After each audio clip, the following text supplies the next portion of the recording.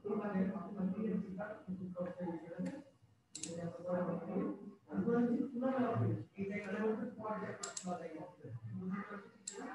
আছে, আজকের লেকচার 5 এ আমরা আলোচনা করব মূলত আর্থিক বিবরণী ও আয় বিবরণী বা আর্থিক বিবরণীর যে অংশগুলো রয়েছে সে পয়েন্টগুলো নিয়ে আমরা কথা বলবো, এবং এখানে ভুল করতে পারে কোথায় স্টুডেন্ট সেই বিষয়গুলো নিয়ে জানানোর চেষ্টা করব তোমাদেরকে, যে তোমরা ভুল করো কোথায় কোন পয়েন্টগুলোতে, এবং এখানে কোন পয়েন্টগুলো সবচেয়ে বেশি গুরুত্বপূর্ণ বা মনে রাখতে হবে। আর্থিক বিবরণী থেকে যে ম্যাথমেটিক্যাল টার্মগুলো আসে, অ্যাকচুয়ালি ম্যাথমেটিক্যাল টার্মগুলোর মধ্যে অলরেডি আমরা কিন্তু সমন্বয় দাখিলাটা শিখে ফেলেছি, এবং বিক্রিত পণ্যের ব্যয়, বিক্রয় যোগ্য পণ্যের ব্যয়ের যে ম্যাথগুলো আমরা শিখেছি আগের লেকচারে, সেই লেকচারগুলোতে কিন্তু আমাদের অলরেডি শেখা হয়ে গেছে আর্থিক বিবরণীটার ম্যাথমেটিক্যাল যে টার্মগুলো ছিল সেগুলো। সো এই ইউনিটে, এই লেকচারে আমরা মূলত দেখব আর্থিক বিবরণীর এর ভিতরে থিওরিটিক্যাল কোন কোন পয়েন্টগুলো একদম খুঁটে খুঁটে ভিতর থেকে প্রশ্নগুলো ঢাকা বিশ্ববিদ্যালয়ে আসেই। অর্থাৎ এই লেকচারটা যদি ভালো করে পড়ো, আমি আশা রাখছি এই লেকচার থেকে অবশ্যই অবশ্যই একটা দুটো কোশ্চেন কমন থাকবে, অন্তত পক্ষে একটা কোশ্চেন কমন থাকার সম্ভাবনা রয়েছে এই লেকচার শিট 5 থেকে। এখানে যে টপিকগুলো রয়েছে সেই টপিকগুলো তোমরা অলরেডি দেখেছো, স্ক্রিপ্ট দেখেছো এবং ভিডিও লেকচার দেখেছো। এর সাথে সাথে আমি কিছু জিনিস তোমাদের প্রবলেম থাকে ওটা অ্যাড করে দিচ্ছি, সলভ করে দিচ্ছি, এবং আমি যে বিষয়টা আলোচনা না করলেই নয় সেই বিষয়টা আলোচনা করে দিব। যেমন আমি মূলত হচ্ছে আমার স্ক্রিন শেয়ারটা যাচ্ছে কিনা একটু খেয়াল রাখবো, খেয়াল করবো। স্যার স্ক্রিন শেয়ার হচ্ছে আমার এটা?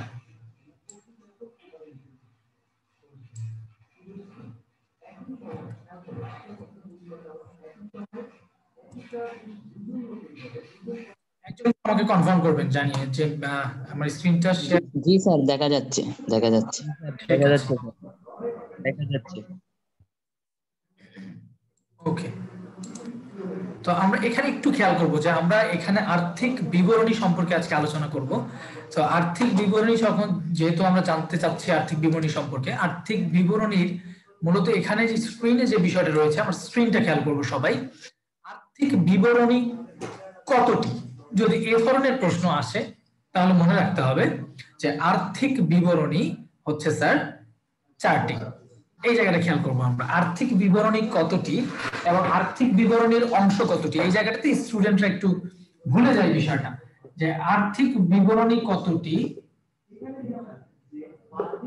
আর্থিক বিবরণী যদি বলা হয় কতটি,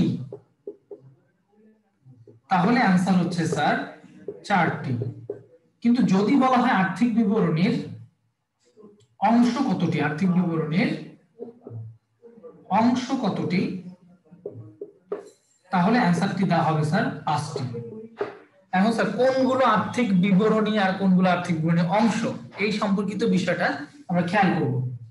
আর্থিক বিবরণী কতটি যখন বলে তখন আমাদের মনে রাখতে হবে প্রথম আর্থিক বিবরণীটাই হচ্ছে বিশদ আয় বিবরণী। বিশদ আয় বিবরণী। 2 নম্বরে আমরা জানি মালিকানা সত্ত্ব বিবরণী,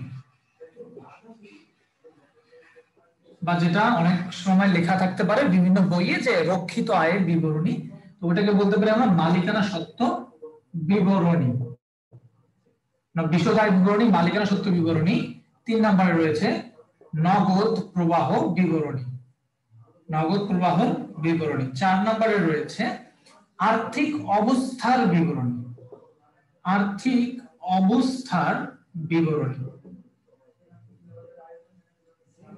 এই 4টাকে বলা হয় আর্থিক বিবরণী। যখন কোশ্চেন আসে আর্থিক বিবরণী কতটি, তখন অ্যান্সার হচ্ছে স্যার 4টি।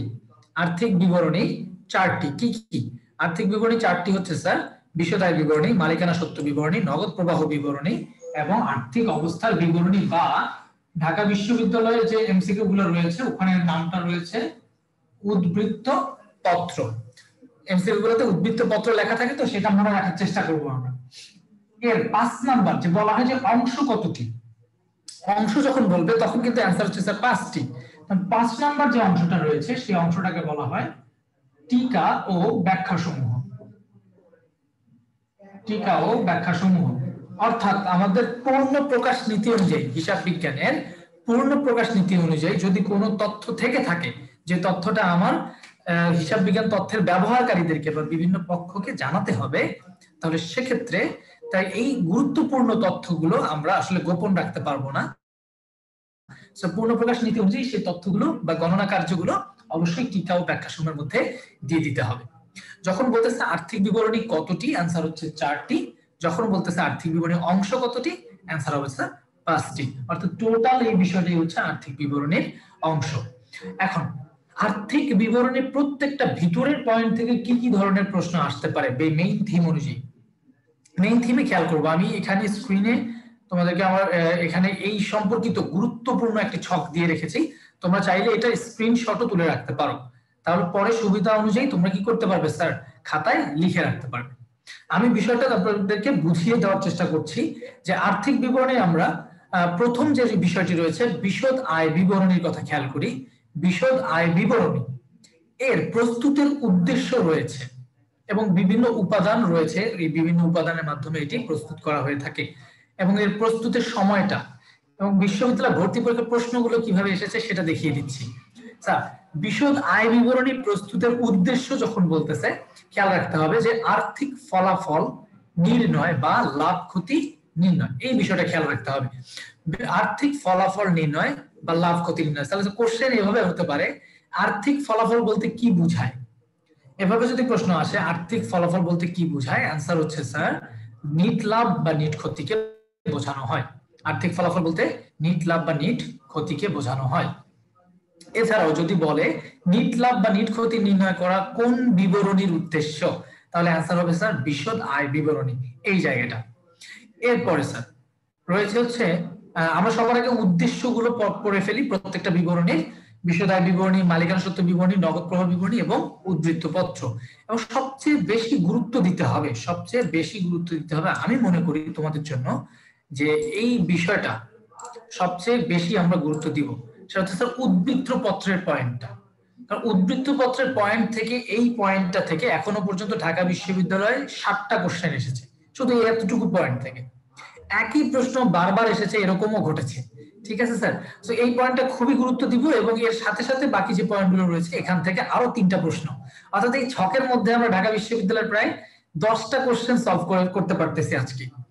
যে বিশদ আয় বিবরণী, মালিকানা সত্ত্ব বিবরণী, নগদ প্রবাহ বিবরণী এবং উদ্বৃত্ত পত্র রয়েছে। তাহলে প্রথমে শিখবো এদের প্রস্তুতের উদ্দেশ্যগুলো। তাহলে বিশদ আয় বিবরণী প্রস্তুতের উদ্দেশ্য হচ্ছে স্যার কি, এটা হচ্ছে আর্থিক ফলাফল নির্ণয় করা। এরপরে মালিকানা সত্ত্ব বিবরণী প্রস্তুত করার উদ্দেশ্য কি স্যার, খুবই সিম্পল, যে মালিকানা সত্ত্বের হ্রাস বৃদ্ধি প্রদর্শন করা। মালিকানা সত্ত্বের হ্রাস বৃদ্ধি প্রদর্শন করা। যখন বলছে নগদ প্রবাহ বিবরণীর কথা, তখন অবশ্যই নগদ আন্তঃপ্রবাহ এবং বহিঃপ্রবাহ জানা যায়, বা নগদ আন্তঃপ্রবাহ ও বহিঃপ্রবাহ জানা যায়, এই সম্পর্কিত তথ্য প্রদর্শন করে হচ্ছে নগদ প্রবাহ বিবরণী। উদ্বৃত্ত পত্রেরটা বলেছিলাম, এটা একটু মনে রাখতে হবে বেশি করে। অর্থাৎ উদ্বৃত্ত পত্রের ক্ষেত্রে খেয়াল করে দেখি লেখা আছে আর্থিক অবস্থা প্রদর্শন। অর্থাৎ যদি প্রশ্ন এভাবে আসে যে আর্থিক অবস্থা বলতে আমরা কি বুঝি, তাহলে স্যার একটু খেয়াল রাখতে হবে যে আর্থিক অবস্থা বলতে আমরা অ্যাকচুয়ালি বুঝি হচ্ছে স্থায়ী সম্পত্তি সমূহ, মানে সম্পদ দায় ও মালিকানা সত্ত্ব, এই অংশটাকে বুঝি। স্থায়ী সম্পত্তি বলতে আমরা সম্পত্তি দায় ও মালিকানা সত্ত্বকে বুঝি, অর্থাৎ আর্থিক অবস্থাকে বোঝায়। এই অংশটাকে একটু দেখতে থাকবো আমি।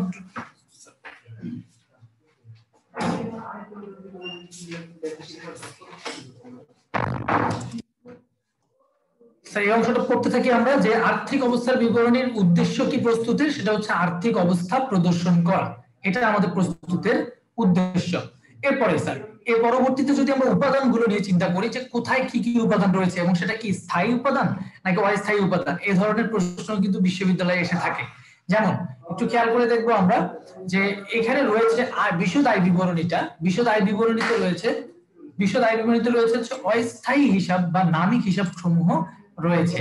বিশদ আয় বিবরণীর উপাদানগুলো কোনগুলো, অস্থায়ী বা নামিক হিসাব সমূহ। অর্থাৎ এখানে শুধুমাত্র আমরা পাবো কোনগুলো স্যার, আয় এবং ব্যয় সমূহগুলো পেয়ে থাকি, অস্থায়ী হিসাবগুলো। এরপরে স্যার মালিকানা সত্ত্ব বিবরণীতে যদি খেয়াল করি, এখানে 3টা আইটেম কিন্তু আমরা পাচ্ছি স্যার, অর্থাৎ মূলধন, মুনাফা, উত্তোলন। অর্থাৎ এখানে কিন্তু স্থায়ী হিসাব এবং অস্থায়ী হিসাবগুলো রয়েছে। এভাবে মনে রাখতে হবে যে নিচের কোন বিবরণীতে স্থায়ী ও অস্থায়ী হিসাবগুলো পাওয়া যেতে পারে বা পাওয়া যায়, সেটা হবে স্যার মালিকানা সত্ত্ব বিবরণী। কারণ এখানে একটা অস্থায়ী হিসাব আছে, ব্যতিক্রমধর্মী উত্তোলন। উত্তোলনকে বলা হয় ব্যতিক্রমধর্মী অস্থায়ী হিসাব। এটাও বলেছিলাম যে ঢাকা বিশ্ববিদ্যালয়ে 4 বার এসেছে এখনো পর্যন্ত, যে উত্তোলনকে বলা হয় একটি ব্যতিক্রমধর্মী অস্থায়ী হিসাব। এটা মনে রাখতে হবে স্যার। অর্থাৎ স্থায়ী হিসাব এবং অস্থায়ী হিসাবের সমন্বয়ে গঠিত হয়েছে মালিকানা সত্ত্ব বিবরণী। কিন্তু খেয়াল করি নগদ প্রবাহ বিবরণীতে কিন্তু আমরা বেসিক্যালি মেইন জিনিসটা যেটা দেখাই, আমাদের নগদের আন্তঃপ্রবাহ এবং বহিঃপ্রবাহকে প্রদর্শন করে থাকি। সো এই জায়গাটাতে মূলত নগদের আন্তঃপ্রবাহ বা বহিঃপ্রবাহ নিয়ে যেহেতু কাজ করা হয়, সেজন্য বলা হচ্ছে যে স্থায়ী হিসাবগুলো নিয়ে কাজ হচ্ছে। স্যার স্থায়ী হিসাব বা অস্থায়ী হিসাব কোনগুলো এর আগেও আমি বলেছিলাম, তারপরেও আরেকবার মনে করাই দিচ্ছি যে স্যার সম্পদ, দায়, মালিকানা সত্ত্ব, এই তিনটা হিসাবকে বলা হয় স্থায়ী হিসাব বা বাস্তব হিসাব। স্থায়ী হিসাব বা বাস্তব হিসাব। সম্পদ, দায়, মালিকানা সত্ত্বকে বলা হয় স্থায়ী হিসাব বা বাস্তব হিসাব। আর আয় এবং ব্যয়কে, আয় এবং ব্যয়কে, অর্থাৎ আয় হচ্ছে স্যার রেভিনিউ, ব্যয় হচ্ছে এক্সপেন্স। আয় এবং ব্যয়কে বলা হয় স্যার অস্থায়ী বা নামিক হিসাব। এটা বলেছিলাম এর আগেও, আবারও বলে দিচ্ছি যে সম্পদ, দায়, মালিকানা সত্ত্ব, আয় ব্যয়। সম্পদ, দায়, মালিকানা সত্ত্ব, আয় ব্যয়। আয় ব্যয়কে বলা হয় অস্থায়ী বা নামিক হিসাব, এটা বলে থাকি স্যার আমরা। তো এখানে আমরা মূলত নগদ প্রবাহ বিবরণী এবং উদ্ধৃত পত্রের মধ্যে পেয়ে থাকি সম্পত্তি, দায় ও মালিকানা সত্ত্ব, এই পয়েন্টটুকু পেয়ে থাকি। অর্থাৎ এগুলো হচ্ছে যে হিসাবগুলোকে কখনো বন্ধ করা হয় না, সেগুলোকে বলা হয় স্থায়ী হিসাব। স্থায়ী হিসাব, বন্ধ করা হয় না যে হিসাবগুলো। Sir most important, one of the most important এই ইউনিটে one of the most important term পয়েন্টটা হচ্ছে স্যার প্রস্তুতের সময়। প্রস্তুতের সময়টা হচ্ছে কোন বিবরণীটা আমরা কখন প্রস্তুত করে থাকি। অ্যাজ ইউজুয়াল আমরা একটা বিবরণী প্রস্তুত করে থাকি হচ্ছে মূলত হিসাবকাল শেষে। হিসাবকাল শেষে প্রস্তুত করে থাকি, এটা একটু মনে রাখতে হবে স্যার। অ্যাজ ইউজুয়াল একটা বিবরণী আমরা মূলত বিবরণীগুলো হিসাবকাল শেষে প্রস্তুত করে থাকি। অর্থাৎ এখানে খেয়াল করব বিশদ আয় বিবরণীর কথা যখন লেখা আছে তখন কিন্তু আমরা পাচ্ছি যেটি হিসাবকাল শেষে প্রস্তুত করা হয়, এবং যখন আমরা মালিকানা সত্ত্ব বিবরণী খেয়াল করছি সেটিতেও বলা হয়েছে হিসাবকাল শেষে প্রস্তুত করতে হয়। অর্থাৎ বিশদ আয় বিবরণী, মালিকানা সত্ত্ব বিবরণী এবং নগদ প্রবাহ বিবরণী, তিনটা বিবরণীর কথা যখন বলা হবে, এই তিনটা বিবরণী মূলত হিসাবকাল শেষে প্রস্তুত করতে হয়। কিন্তু স্যার ঢাকা বিশ্ববিদ্যালয়ে 4 বারের মতো এই কোশ্চেনটা এসেছে যে উদ্বৃত্ত পত্র বা আর্থিক অবস্থার বিবরণী, এইটা স্যার উদ্বৃত্ত পত্র বা আর্থিক অবস্থার বিবরণী কবে প্রস্তুত করা হয়, সেটা হচ্ছে স্যার কোনো একটি নির্দিষ্ট তারিখে প্রস্তুত করা হয়, এটা মনে রাখতে হবে। সাধারণত হিসাবকাল শেষে কিন্তু সেটা একটা নির্দিষ্ট তারিখে প্রস্তুত করতে হয়। কারণ তোমরা যখন বিশদ আয় বিবরণী তৈরি করেছো খেয়াল করে দেখো যে আমরা কোম্পানির নামটা যে লিখতাম XYZ company, XYZ company 31 December 2020 সাল সমাপ্ত বছরের জন্য, আমরা কিন্তু লিখতাম সমাপ্ত বছরের জন্য। সেটা কখন লিখতাম? বিশদ আয় বিবরণী, মালিকানা সত্ত্ব বিবরণী এবং নগদ প্রবাহ বিবরণীর ক্ষেত্রে লিখতাম আমরা সমাপ্ত বছরের জন্য। কিন্তু আমরা কখনো কিন্তু উদ্ধৃত্ত পত্র বা আর্থিক অবস্থার বিবরণীতে সমাপ্ত বছরের জন্য লিখি না, আমরা শুধুমাত্র একটা তারিখ দিই 31 ডিসেম্বর 2020 সাল, শুধুমাত্র একটা তারিখ আমরা দিয়ে থাকি। শুধু একটা তারিখ দেওয়া মানে শুধু ওই নির্দিষ্ট তারিখে প্রস্তুত করা হচ্ছে বলে ধরা হয়। অর্থাৎ এইটার বিবরণী, এইটার মেয়াদকাল স্যার আমরা পরবর্তীতে যে পয়েন্টটা রয়েছে মেয়াদকালের পয়েন্ট, প্রত্যেকটা বিবরণীর মেয়াদকালের ক্ষেত্রে আমাদের প্রশ্ন এসেছে হচ্ছে এই মূলত আর্থিক অবস্থার বিবরণী বা উদ্বৃত্ত পত্রের পয়েন্টটি থেকে। খেয়াল করে দেখবো আর্থিক অবস্থার বিবরণী হচ্ছে এমন একটা বিবরণী যেখানে নির্দিষ্ট তারিখ বা সময় বিন্দু বলা থাকবে। একদম মনের মধ্যে গেঁথে রাখতে হবে যে আর্থিক অবস্থার বিবরণী বা উদ্ধৃত্ত পত্র নির্দিষ্ট তারিখ বা সময় বিন্দু, নির্দিষ্ট তারিখ বা সময় বিন্দু কথাটা বলা থাকবে স্যার। নির্দিষ্ট সময় বললে হবে না, নির্দিষ্ট সময় বিন্দু হতে হবে বা নির্দিষ্ট তারিখ হতে হবে, তাহলে সেটা হবে উদ্ধৃত্ত পত্রের মেয়াদকাল বা প্রস্তুতের সময়ের বিষয়টা। আর অন্যান্য যত ধরনের বিবরণী আছে এটা আমরা এক নজরে দেখতে পাচ্ছি মেয়াদকালের ক্ষেত্রে, যে বিশদ আয় বিবরণীর মেয়াদকাল হচ্ছে হিসাবকালের শেষে বা একটা নির্দিষ্ট হিসাবকালের জন্য, এটা অলরেডি আমরা দেখতে পাচ্ছি হিসাবকালের জন্য। মালিকানা সত্ত্ব বিবরণী এবং এর সাথে সাথে নগদ প্রবাহ বিবরণী হচ্ছে হিসাবকালের জন্য। কিন্তু চেঞ্জটা কোথায় স্যার? চেঞ্জটা হচ্ছে আর্থিক অবস্থার বিবরণী, বা যদি বলি আমি সেটাকে উদ্বৃত্ত পত্র, সেটাকে হচ্ছে নির্দিষ্ট তারিখের জন্য বা নির্দিষ্ট সময় বিন্দুর জন্য প্রস্তুত করা হয়ে থাকে। এর পরবর্তীতে আরেকটা মোস্ট ইম্পর্টেন্ট টার্ম, এর আগে বলেছি প্রস্তুতের সময়, এবার বলছি মোস্ট ইম্পর্টেন্ট টার্ম হচ্ছে সংশ্লিষ্ট নীতি, নীতি বা ধারণা, সংশ্লিষ্ট নীতি বা ধারণা বলতেছি স্যার। অর্থাৎ আমরা কোন বিবরণীটা হিসাব বিজ্ঞানের কোন নীতি অনুযায়ী প্রস্তুত করে থাকি, এই ধরনের প্রশ্ন এসে থাকে। একটু খেয়াল করবো আমরা স্যার, আমরা এখানে দেখব যে হিসাব বিজ্ঞানের এই যে প্রত্যেকটা বিবরণী, বিষয়দায়ী বিবরণী, মালিকানা সত্ত্ব বিবরণী, নগদ প্রবাহ বিবরণী, এগুলো কিন্তু প্রত্যেকটা হিসাবকাল শেষে তৈরি করা হয়, হিসাবকাল তৈরি করা হয়। অর্থাৎ প্রত্যেকটি বিবরণী হিসাবকাল নীতি অথবা হিসাবকাল ধারণা অনুযায়ী প্রস্তুত করা হয়। প্রত্যেকটি নীতি হিসাবকাল নীতি বা হিসাবকাল ধারণা অনুযায়ী প্রস্তুত করা হয় প্রত্যেকটি বিবরণী। শুধু একটা চেঞ্জ আছে স্যার, শুধু একটা চেঞ্জ আছে, সেটা কোনটা? সেটা হচ্ছে উদ্বৃত্তপত্র। যেহেতু এটা চেঞ্জ আছে, আমি মনে করি যে এটা থেকে প্রশ্ন আসার মতো, যদি আমি এটা প্রশ্ন দেখিনি এখনো, বাট এই প্রশ্ন আসলে আমার মনে হয় যে উদ্বৃত্তপত্র কত কোন নীতি অনুযায়ী প্রস্তুত করা হয়ে থাকে, এটা মনে রাখতে হবে স্যার। চলমান প্রতিষ্ঠান নীতি। চলমান প্রতিষ্ঠান নীতি কি? একটি প্রতিষ্ঠান তার ধরে নেওয়া হচ্ছে তার জীবনকালটা আজীবন অনন্তকালের জন্য চলতে থাকবে, অর্থাৎ সেটার জীবন শেষ হবে না যতক্ষণ না পর্যন্ত তার বিলোপ সাধন করতেছে। তো স্বাভাবিকভাবে ধরা হয় একটা কোম্পানি কৃত্রিম ব্যক্তি সত্তার অধিকারী, তো এটা অনন্তকাল ধরে চলতে থাকবে, সেটাকেই বলা হয় হচ্ছে স্যার চলমান প্রতিষ্ঠান ধারণা। আর হিসাবকাল ধারণার সংজ্ঞা যদি বলি, হিসাবকাল ধারণা হচ্ছে এই যে প্রতিষ্ঠানের অনন্তকালের জীবনকে আমরা বলতেছি চলমান প্রতিষ্ঠান নীতি। প্রতিষ্ঠানের অনন্তকালের জীবনকে চলমান প্রতিষ্ঠান নীতি বলতেছি, অর্থাৎ এই যে প্রতিষ্ঠানের লাইফ স্প্যান অনন্তকাল ধরে চলতে থাকবে। তার মানে তো আর এই না যে 100 বছর পর গিয়ে আমরা হিসাব করব। আমরা অবশ্যই এই প্রতিষ্ঠানের অনন্তকাল জীবনকে ক্ষুদ্র ক্ষুদ্র সময়ে ভাগ করে নিব, ক্ষুদ্র ক্ষুদ্র হিসাবকালে ভাগ করে নিব। এবং হিসাবকালটা কত দিনের হবে, এটা একটা এমসিকিউ স্যার। হিসাবকাল 6 মাসও হতে পারে, 1 বছরও হতে পারে, 2 বছরও হতে পারে, 1 মাসও হতে পারে। এটা মূলত প্রতিষ্ঠানের ইচ্ছা, এটা প্রতিষ্ঠানের উপর ডিপেন্ড করে। কারণ যে ব্যবসাটি শুধুমাত্র রমজান মাসে বিজনেস করে, সেই ব্যবসাটার হিসাবকাল তো স্যার 1 মাসেরই হবে। যে বিজনেসটা শুধু রমজান মাসে করতে হয়, সেই বিজনেসের হিসাবকাল 1 মাসের হবে। তো আমাদের হিসাবকালটা ডিপেন্ড করে প্রতিষ্ঠানের উপর। প্রতিষ্ঠান যদি মনে করে সে 6 মাস পর হিসাব করবে, সো ওটা হচ্ছে স্যার হিসাবকাল 6 মাস। যদি প্রতিষ্ঠান মনে করে না আমরা হিসাব করব হচ্ছে স্যার 1 মাস পরই, তাহলে ওটা হিসাবকাল হচ্ছে 1 মাস। সে অনুযায়ী স্যার আমরা বলতেছি চলমান প্রতিষ্ঠান ধারণা হচ্ছে প্রতিষ্ঠানের অনন্তকালের জীবন, এটাকে বলা হয় চলমান প্রতিষ্ঠান ধারণা। আর এই অনন্তকালের জীবনকে ছোট ছোট ক্ষুদ্র ক্ষুদ্র অংশে ভাগ করাকেই বলা হচ্ছে হিসাবকাল ধারণা বা হিসাবকাল নীতি। আমি এতক্ষণ পর্যন্ত যে অংশটুকু নিয়ে আলোচনা করলাম আমরা বুঝতে পেরেছি কিনা একটু টেক্সটে জানাবো, জি স্যার নাকি নো স্যার, একটু জানাবেন আমাকে টেক্সটে। তারপর আমরা ভার্সিটির ঢাকা বিশ্ববিদ্যালয়ের কোশ্চেন গুলো এই সম্পর্কিত আলোচনা করব।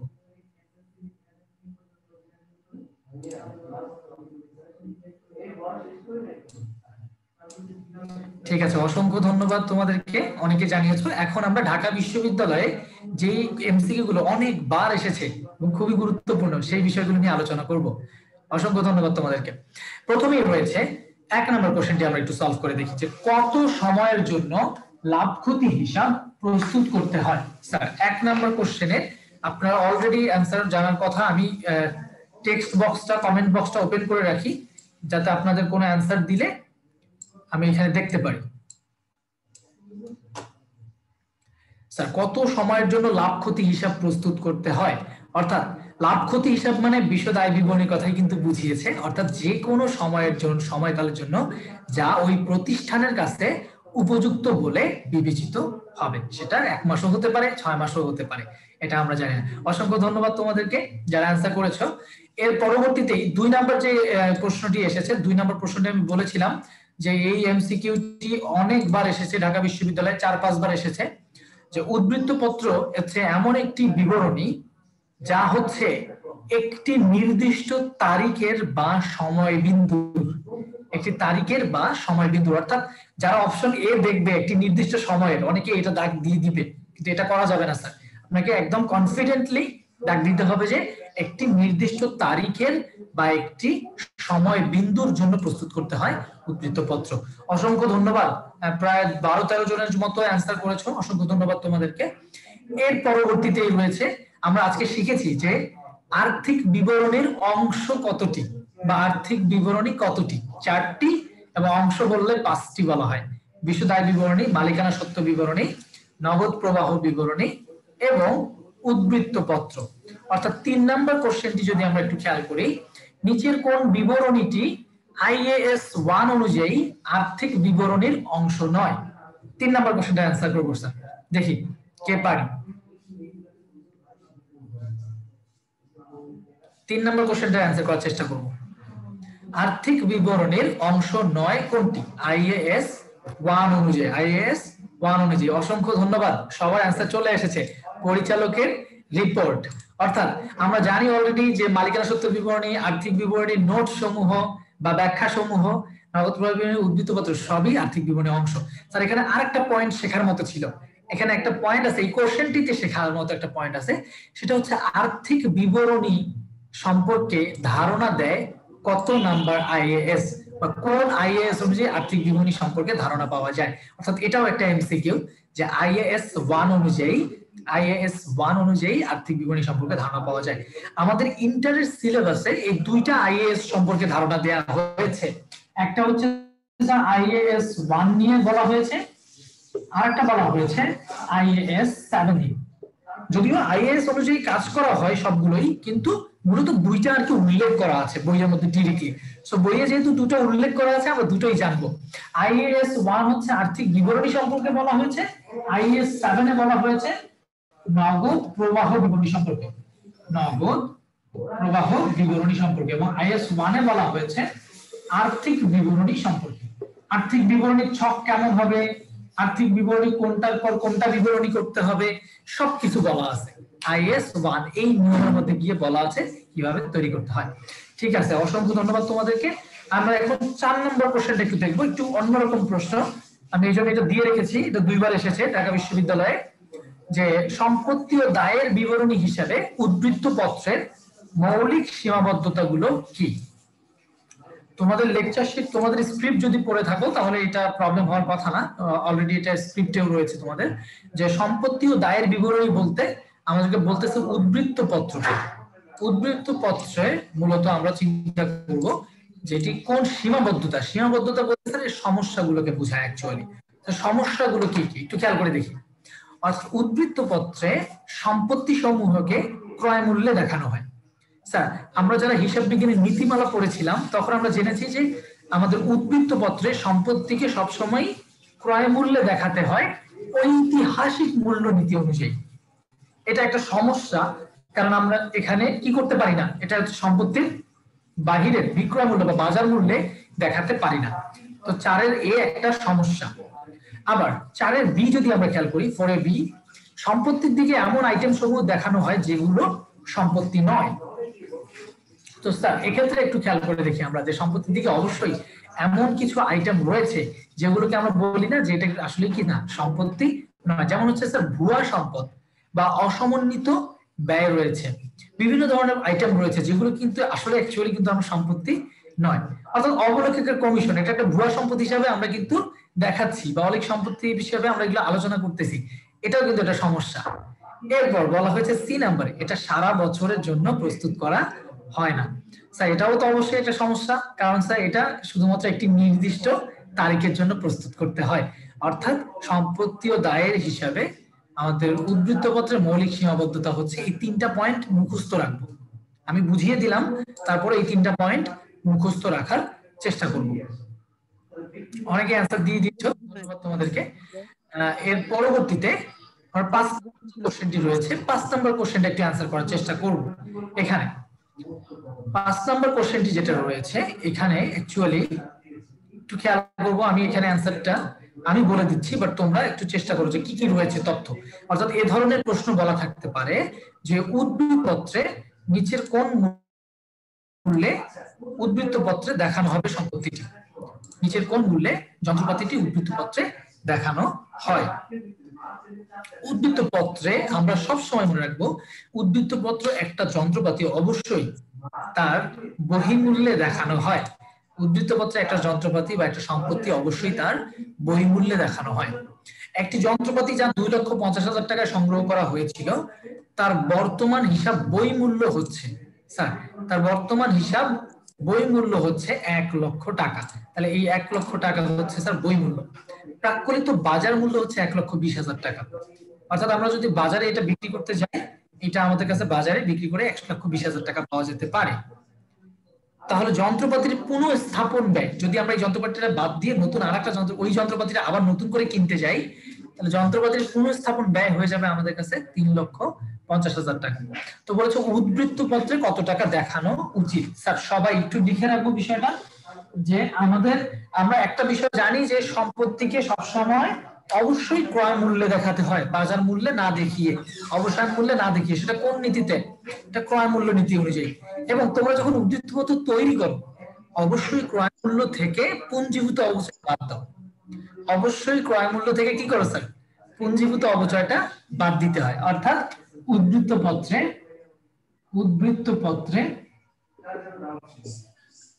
বইমূল্যে বা পুস্তক মূল্যে, উদ্বৃত্ত পত্রে বইমূল্যে বা পুস্তক মূল্যে সম্পত্তি দেখানো হয়।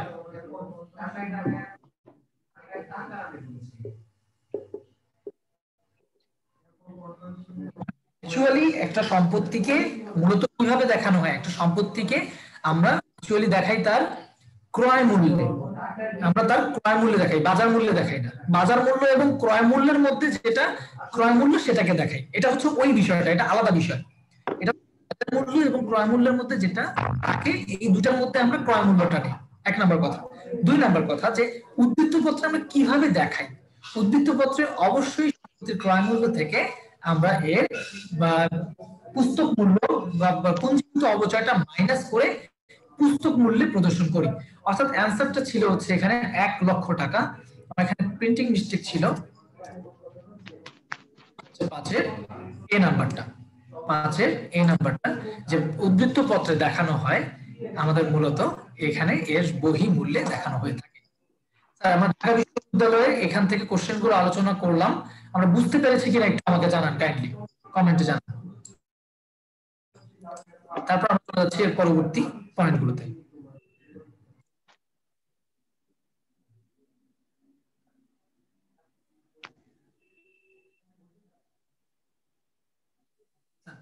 এর পরবর্তী ইউনিটগুলোতে যে পয়েন্টগুলো আলোচনা হয়েছে, ঠিক আছে, এর পরবর্তীতে যে ইউনিটগুলো আলোচনা হয়েছে আমাদের, সেই ইউনিটগুলো থেকে আমি দেখেছি কোন কোন বিষয়গুলো খুবই গুরুত্বপূর্ণ এসেছে, সেই বিষয়গুলো আমি চেষ্টা করেছি স্ক্রিনে সামনে নিয়ে আসার জন্য, এবং এগুলো বোঝানোর চেষ্টা করব তোমাদেরকে।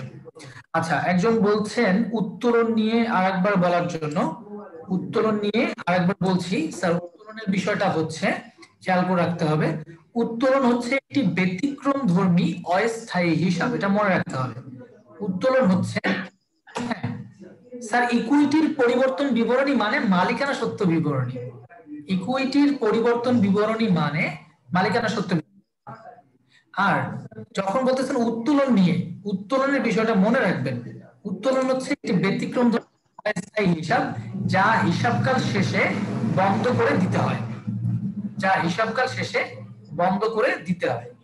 এজন্য উত্তোলনকে বলা হয় অ্যাকচুয়ালি সেটা অস্থায়ী হিসাব, একটি ব্যতিক্রমী অস্থায়ী হিসাব। বুঝতে পেরেছি কিনা স্যার একটু জানাবেন, যে কোশ্চেন করেছি। এর পরবর্তীতে আমরা এখন যদি ইউনিটে চলে আসি, ইউনিট 4, 5 এবং 6 এ যে পয়েন্টটা এসেছে স্যার একটু খেয়াল করব। ইউনিট 4, 5, 6 এর মধ্যে মূল যে আলোচনাটা সেটা হচ্ছে আমাদের অ্যাকাউন্টিং এর বিভিন্ন অ্যাব্রিভিয়েশন, অ্যাকাউন্টিং ডিকশনারি থেকে বিভিন্ন প্রশ্ন এসেছে। আমি ভ্যাট সংক্রান্ত 2-1টা প্রশ্ন দেখেছি, সেই প্রশ্নগুলো অনেকেই বুঝে উঠতে পারে না, সেটা আমি বোর্ডে বোঝানোর চেষ্টা করব যে ভ্যাটের বিষয়টা আসলে কি হয়ে থাকে আলোচনা। ভ্যাট সম্পর্কিত বিষয়টা অ্যাকচুয়ালি তোমরা সবাই জানতে পারবে যখন তোমরা ইউনিভার্সিটিতে উঠবে, বিবিএ বা এমবিএ করবে বা অনার্স মাস্টার্স করবে, তখন জানতে পারবে ভ্যাটের পুরো ডিটেইলস ঘটনাটা। কিন্তু ভ্যাটের এখনো পর্যন্ত 3টা কোশ্চেন আসছে, যে একটা পয়েন্ট থেকে ভ্যাটের 3টা প্রশ্ন আসছে, যে ভোক্তার কাছে ভ্যাট একটি কি এবং বিক্রয়কারীর কাছে ভ্যাট কি।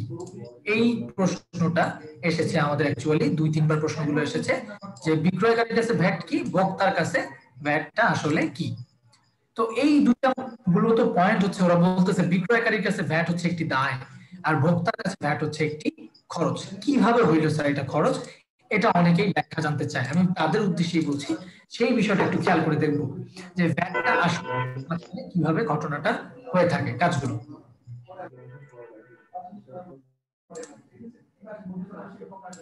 স্যার আমরা একটু আলোচনা করছি ভ্যাট সম্পর্কিত মূল বিষয়টা, ফুল ডিটেইলস জানতে পারবা কিন্তু অনার্সে। আমি জাস্ট একটু বেসিক থিম আলোচনা করে দিব যে ভ্যাটটা আমরা কিভাবে জানতে পারি। ভ্যাট অর্থাৎ হচ্ছে ভ্যালু অ্যাডেড ট্যাক্স। ভ্যাট হচ্ছে ভ্যালু অ্যাডেড ট্যাক্স, অর্থাৎ এটাকে বাংলায় যদি আমরা বলি, বাংলায় বলা হয় মূসক। মূসক অর্থাৎ মূল্য সংযোজন কর। মূল্য সংযোজন কর, এটাকে বলা হয় ভ্যাট। তো ভ্যাটের বিষয়টা হচ্ছে কনসেপচুয়াল বিষয়টা এরকম যে মূলত ভ্যাট কার কাছে যাবে? মূলত ভ্যাট যাবে সরকারের কাছে। সরকারের একটি আয়ের উৎস হচ্ছে ট্যাক্স, ভ্যাট এবং বিদেশের বাইরের দেশের বিভিন্ন ঋণ এবং অনুদান, এগুলো হচ্ছে সরকারের আয়ের উৎস। সরকারের সাধারণত 3 ধরনের আয়ের উৎস থাকে এখানে। সাধারণত আমরা দেখতে পাই যেটা, সেটা হচ্ছে সাধারণত 3 ধরনের আয়ের উৎস। এটা হচ্ছে একদম ডিরেক্ট ট্যাক্স, যেটা ইনকাম থেকে কেটে নেওয়া হয়। তারপর রয়েছে হচ্ছে ভ্যাট। ভ্যাট রয়েছে হচ্ছে প্রত্যেকটা পণ্যের ক্ষেত্রে বা যত কিছু ব্যবহার করছি আমরা সবকিছুর ক্ষেত্রে ভ্যাট রয়েছে। আর বাহিরের দেশ থেকে ঋণ নিতে পারে সরকার বা অনুদান গ্রহণ করতে পারে, সেগুলো হচ্ছে সরকারের আয়। সরকারের এই 3টা আয়ের মধ্যে আমরা ভ্যাট অংশ নিয়ে আলোচনা করছি। ভ্যাটের জিনিসটা কিভাবে কাজ করা হয় খেয়াল করি। আমরা একটা পণ্যের ক্ষেত্রে চিন্তা করি, একটা পণ্যের অবশ্যই একজন উৎপাদনকারী রয়েছে। এই উৎপাদনকারীর কাছে পণ্যটা কিনে নেয় কিন্তু স্যার পাইকার। পাইকারের কাছে কিনে নেয় খুচরা ব্যবসায়ী। খুচরা ব্যবসায়ীর কাছে কিনে নেয় সর্বশেষ ভোক্তা কিনে নেয়।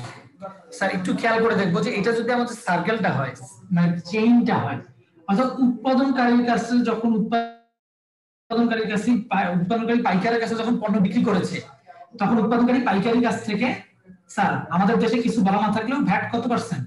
ভ্যাট হচ্ছে 15%। অর্থাৎ উৎপাদনকারী পাইকারের কাছ থেকে ভ্যাটের 15% টাকাটা নিয়ে নিয়েছে। স্যার একটু মনে রাখার চেষ্টা করব, পাইকার কিন্তু উৎপাদনকারীকে পণ্যটা যখন কিনে নিয়ে আসবে, উৎপাদনকারীকে কিন্তু ভ্যাটটা দিয়ে দিচ্ছে। এখন উৎপাদনকারী কি ভ্যাটটা খাবে, নাকি এই ভ্যাটটা উৎপাদনকারী সরকারকে দিয়ে আসবে? অবশ্যই উৎপাদনকারী এই ভ্যাটটা সরকারকে দিয়ে আসতেছে। স্যার তাহলে খেয়াল করেন একটা বিষয়, উৎপাদনকারী কিন্তু ভ্যাটের টাকাটা খাইতে পারে না। উৎপাদনকারী ওই ভ্যাটের টাকাটা কি করবে? সরকারকে দিয়ে আসতে হবে।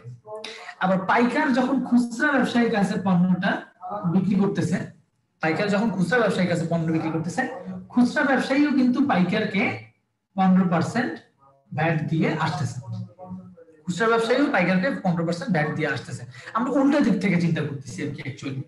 আবার যখন ভোক্তার কাছে খুচরা ব্যবসায়ী পণ্য বিক্রি করেছে, ভোক্তা কি করছে? আর খুচরা ব্যবসায়ীকে 15% ভ্যাটটা দিয়ে এসেছে। তাহলে অ্যাকচুয়ালি দেখেন, একটু খেয়াল করে, আলটিমেটলি ভ্যাটের টাকা তো কেউই খেতে পারবে না, মাঝখানে যারা রয়েছে। হ্যাঁ, এই উৎপাদনকারী, খুচরা ব্যবসা, উৎপাদনকারী, পাইকার এবং খুচরা ব্যবসা, এরা কেউই ভ্যাটের টাকা খাইতে পারবে না। এরা হচ্ছে বিক্রয়কারী, এরা হচ্ছে বিভিন্ন বিক্রয়কারী। এরা ভ্যাটটা আলটিমেটলি কোথায় চলে যাচ্ছে? এদের কাছ থেকে ভ্যাটটা আলটিমেটলি এদের কাছ থেকে ভ্যাটটা চলে যাচ্ছে সরকারের কাছে। ওরা যেহেতু খাইতে পাচ্ছে না, এজন্য এটা বলতেছে যে বিক্রয়কারীর কাছে এটি হচ্ছে একটি দায়। স্যার খুচরা ব্যবসায়ী যে ভ্যাটটা দিয়েছে, সেই ভ্যাটটা কিন্তু সে ভোক্তার কাছে তুলে নিয়েছে। পাইকার যে খুচরা ব্যবসায়ী যে পাইকারের কাছে ভ্যাট দিয়েছিল, সেটা কিন্তু খুচরা ব্যবসায়ী ভোক্তার কাছে তুলে নিয়েছে। পাইকার উৎপাদনকারীকে যে ভ্যাটটা দিয়ে আসছে সেটা কিন্তু আবার সে খুচরা ব্যবসায়ীর কাছে তুলে নিয়ে নিচ্ছে। মানে ভ্যাটের বিষয়টা হচ্ছে এভাবে চিন্তা করতে হবে, যে কোনো ধরনের বিক্রয়কারী যদি হয়, সে তার কাছে কিন্তু এটা আয়ও না ব্যয়ও না খরচও না। আলটিমেটলি যতক্ষণ পর্যন্ত সে তার উপরের পার্টিকে দিতে পারে নাই, ততক্ষণ পর্যন্ত সেটা তার জন্য একটি দায়। এটা তার জন্য একটি দায়, অর্থাৎ সরকারের কাছে পৌঁছায় যেতে হবে আলটিমেটলি। আর এই যে ভোক্তা, ভোক্তা হচ্ছে কোন বলদ যে হচ্ছে মূলত এই জিনিসটা বহন করতেছে। এই ভোক্তাই মূলত ভ্যাটের খরচ বহন করে, ভ্যাটের খরচটা বহন করে। ভোক্তা ভ্যাট খরচ বহন করতেছে, খেয়াল করেন, কারণ ভোক্তা তো আর কারো কাছ থেকে ভ্যাটের টাকাটা নিয়ে নিতে পারবে না। অর্থাৎ এই বিষয়টা থেকে যে ঢাকা বিশ্ববিদ্যালয়ের প্রশ্ন এসেছে, এটা আমরা মনে রাখার চেষ্টা করব যে বিক্রয়কারীরা তাদের কাছে ভ্যাটটা রাখতে পারবে না, বা আলটিমেটলি তারা তাদের উপরের জনকে দিয়ে দিবে। হ্যাঁ, তো সেক্ষেত্রে কিন্তু সেই টাকাটা সরকারের কাছে চলে যাচ্ছে, আলটিমেটলি তাদের কাছে এটা দায় বলা হয়। কিন্তু ভোক্তা যেহেতু পণ্যটা খেয়ে ফেলতেছে বা ব্যবহার করতেছে, তার জন্য এটা ব্যয় বলা হয়। একটু আমাকে জানাবেন যে বুঝতে পেরেছেন কিনা ভ্যাটের এই কনসেপ্টটা ক্লিয়ার রাখলে এই দুইটা লাইন অবশ্যই মনে থাকবে ইনশাআল্লাহ। জি ভাইয়া।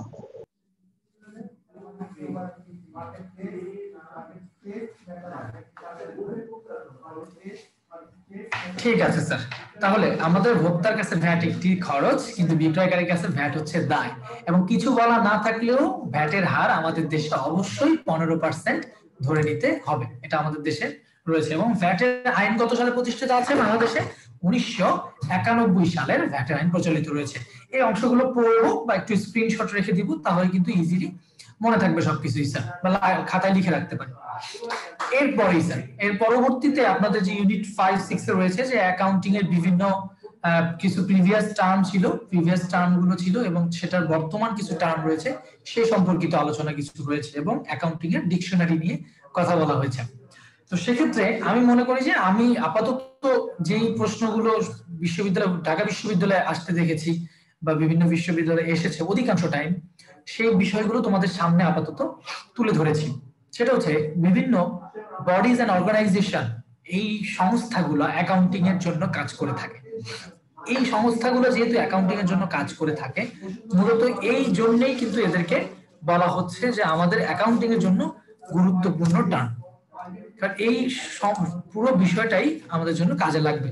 স্যার কিভাবে কাজ করবো একটু খেয়াল করে দেখেন। প্রথমে মনে রাখবো, প্রথমে একটু খেয়াল করবো sir, American accounting association, American accounting association এটা হচ্ছে আমেরিকার একটা অ্যাকাউন্টিং এর প্রতিষ্ঠান, আমেরিকার একটা অ্যাকাউন্টিং এর প্রতিষ্ঠান যেটি মূলত আমাদের অ্যাকাউন্টিং সম্পর্কে, অ্যাকাউন্টিং সম্পর্কিত বিভিন্ন বিষয় সম্পর্কে ধারণা দিয়ে থাকে বা বিভিন্ন নিয়ম নীতি তাদের দেশের জন্য পরিচালনা করে থাকে। সেটাকে বলা হয় accounting, American accounting association, AAA। এটা এছাড়া একটা অ্যাকাউন্টিং এর একটা ডিগ্রি রয়েছে ইংল্যান্ডে। তোমরা হয়তো বা বাংলাদেশের চার্টার্ড অ্যাকাউন্টেন্টের কথা শুনেছো, সি এর কথা শুনেছো। বাংলাদেশে যারা চার্টার্ড অ্যাকাউন্টেন্ট হয়, অর্থাৎ অডিট করার, সিগনেচার করার ক্ষমতা থাকে যাদের কাছে, তাদেরকে বলা হয় বাংলাদেশের চার্টার্ড অ্যাকাউন্টেন্ট। কিন্তু কেউ যদি মূলত বাহিরের দেশে, এরকম যদি ইংল্যান্ডে কেউ যদি চার্টার্ড অ্যাকাউন্টেন্ট হতে চায়, তো তাকে কিন্তু বলা হয় অ্যাকচুয়ালি ACCA, তাকে বলা হয় ACCA, অর্থাৎ association of chartered certified accountants. তো সে হচ্ছে গিয়ে ACCA, তাকে বলা হবে যে বাইরের দেশের ওই ডিগ্রিটা নিবে। ইভেন বাংলাদেশে বসে থেকেও কিন্তু এক্সাম দেওয়া যায়, ACCA পরীক্ষা অ্যাটেন্ড করা যায়। বাংলাদেশে তাদের শাখা রয়েছে, সেই শাখাতে পরীক্ষা দেওয়া যায়। এরপরেই গুরুত্বপূর্ণ টার্ম বলবো, প্রথমে তো এ বলেছি, এটা মনে রাখতে হবে অবশ্যই।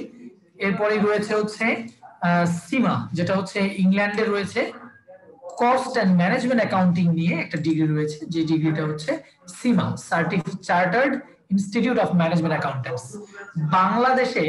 বাংলাদেশে কিন্তু কস্ট এন্ড ম্যানেজমেন্ট, হ্যাঁ, অর্থাৎ ব্যয় ব্যবস্থাপনা, হিসাব বিজ্ঞান ও উৎপাদন বা হিসাব বিজ্ঞান টাইপের এই ধরনের যে হিসাব বিজ্ঞানের সংস্থা রয়েছে, সেই সংস্থাকে বলতেছি আমরা, বাংলাদেশেরটাকে বলি ICMAB, বাংলাদেশেরটাকে বলা হয় ICMAB। বাংলাদেশের CMA ডিগ্রি প্রদান করে, হ্যাঁ, ICMAB, অর্থাৎ বাংলাদেশের যেটা কস্ট এন্ড ম্যানেজমেন্ট ডিগ্রি, এটা বাংলাদেশেরটাকে বলা হচ্ছে ICMAB। কিন্তু কেউ যদি ইংল্যান্ডে এই CMA ডিগ্রিটা নিতে চায়, তাকে আবার বলা হবে সিমা, তাকে বলা হবে সীমা। যেহেতু এগুলো আমাদের টার্মের সাথে রিলেটেড, এই জন্য এই পয়েন্টগুলো আমরা মনে রাখার চেষ্টা করব। এর সাথে সাথে আমরা পড়েছিলাম এর আগেও একদিন যে এফএএসবি, এবং এর অবশ্যই ফুল মিটা জানা থাকতে হবে sir, financial accounting standards board. Financial accounting standards board sir, এটা খেয়াল রাখতে হবে। এফএএসবি টা কি আসলে? এফএএসবি হচ্ছে অ্যাকাউন্টিং এর এখনো পর্যন্ত যেই সংস্থাটা সবচেয়ে বেশি গুরুত্বের সাথে কাজ করে যাচ্ছে, সেই সংস্থাটার নাম হচ্ছে এফএএসবি, অর্থাৎ ফাইন্যান্সিয়াল অ্যাকাউন্টিং স্ট্যান্ডার্ড বোর্ড। এফএএসবি কোথায় অবস্থিত? এফএএসবি হচ্ছে একটি ইংল্যান্ডের সংস্থা। এফএএসবি হচ্ছে আমেরিকার সংস্থা।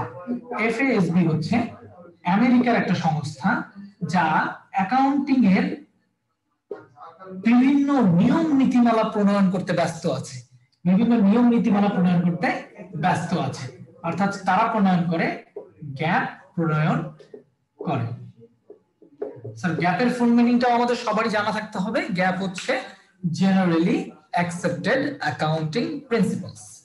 জেনারেলি অ্যাকসেপ্টেড অ্যাকাউন্টিং প্রিন্সিপালস, তার মানে এফএএসবি হচ্ছে আমেরিকার একটা সংস্থা যারা বর্তমান বিশ্বে মানে অ্যাকাউন্টিং এর বিভিন্ন নীতিমালাগুলো চালু করতেছে, তাদেরকে বলা হয় এফএএসবি।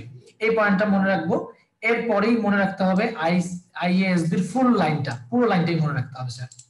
আইএএসবি, আইএএসবি টা হচ্ছে আমাদের দেশের জন্য সবচেয়ে গুরুত্বপূর্ণ। আইএএসবি আমাদের দেশে কেন ওকে গুরুত্বপূর্ণ বলতেছি? কারণ আইএএসবি হচ্ছে প্রতিষ্ঠানটা ইংল্যান্ডের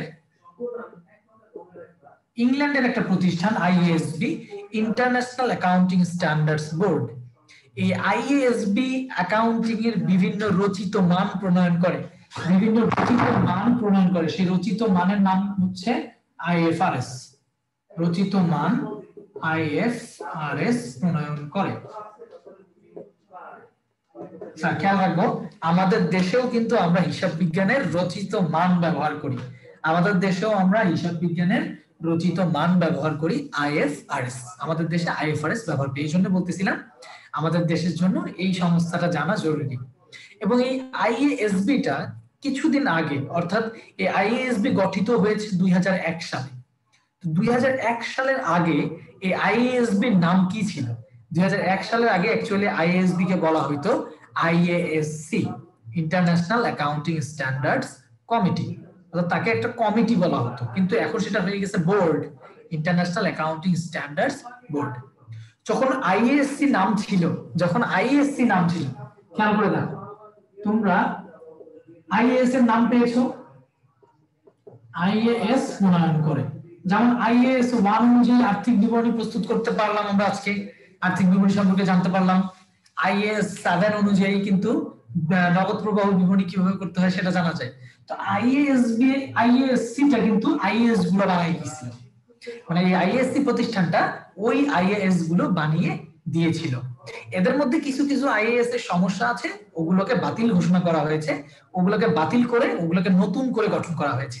সেই নতুন নামগুলো হচ্ছে আইএফআরএস। এজন্য বলা হচ্ছে আইএএসবি এবং আইএএসসি, এই দুটো পয়েন্ট আমাদের জানা রাখতে হবে। এর সাথে সাথেই রয়েছে বাংলাদেশের যে আমাদের চার্টার্ড অ্যাকাউন্টেন্সির যে বডি রয়েছে, বা বাংলাদেশের অ্যাকাউন্টিং এর যে ডন, ঠিক আছে স্যার, বাংলাদেশের অ্যাকাউন্টিং এর হিরো যদি এভাবে বলি, সেটা হচ্ছে আইসিএবি। বাংলাদেশের অ্যাকাউন্টিং এর হিরো হচ্ছে sir ICAB, the institute of chartered accountants of Bangladesh. তো বাংলাদেশের অ্যাকাউন্টিং কন্ট্রোল করে আইসিএবি, ফুল ক্ষমতা তার হাতে, ও যা বলবে তাই। আইসিএবি বলছে আমরা আইএফআরএস মেনে চলবো, তাই কিন্তু আমরা আইএফআরএস মেনে চলতেছি। আইসিএবি যদি বলতো না আমরা অন্য একটা দেশের নীতিমালা মেনে চলবো, তাহলে আমরা সেটাই মানতাম। কিন্তু আইসিএবি যেহেতু বলে দিয়েছে আমরা আইএফআরএস মেনে চলবো, আমরা আইএফআরএস মেনে চলতেছি। আর আইএফআরএস মানতেছি বলতে আইএএস কেও বোঝাচ্ছে। কেন? কারণ আইএএস টা হচ্ছে এর আগের নাম। আইএফআরএস এর আগের যে রুলস গুলো আছে, যে নীতি রচিত মানগুলো রয়েছে, সেগুলোকে আগে বলা হতো আইএএস। নতুন করে যেগুলো বানানো হচ্ছে সেগুলোর নাম হচ্ছে আইএফআরএস, যেটা প্রতিষ্ঠিত হয়েছে বাংলাদেশে 1973 সালে। রাষ্ট্রপতি রাষ্ট্রপ্রদেশ অনুযায়ী আসলে ওই মুহূর্তে স্বাধীনতার পরে বিভিন্ন বডিগুলো প্রতিষ্ঠিত হয়েছিল। এরপরে রয়েছে হচ্ছে বাংলাদেশের এই হওয়ার পর দেখে, যখন বাহিরের দেশে সবগুলো দেশেই কিন্তু হ্যাঁ, কস্ট এন্ড ম্যানেজমেন্ট অ্যাকাউন্টেন্টের একটা প্রফেশনাল ডিগ্রি আছে বা বডি আছে, হ্যাঁ, যারা হচ্ছে প্রতিষ্ঠানের ইন্টারনাল অডিটর হিসেবে কাজ করবে, অর্থাৎ প্রতিষ্ঠানের কস্ট অডিট করবে, মানে ব্যয়গুলোকে সঠিকভাবে লিপিবদ্ধ করা হচ্ছে কিনা তারা একটা দায়িত্ব নেয়। সেই দায়িত্বটা নিয়ে তারা বাংলাদেশে প্রতিষ্ঠিত হয় 1977 সালে, সেটা হচ্ছে আইসিএমএবি। বাংলাদেশের জন্য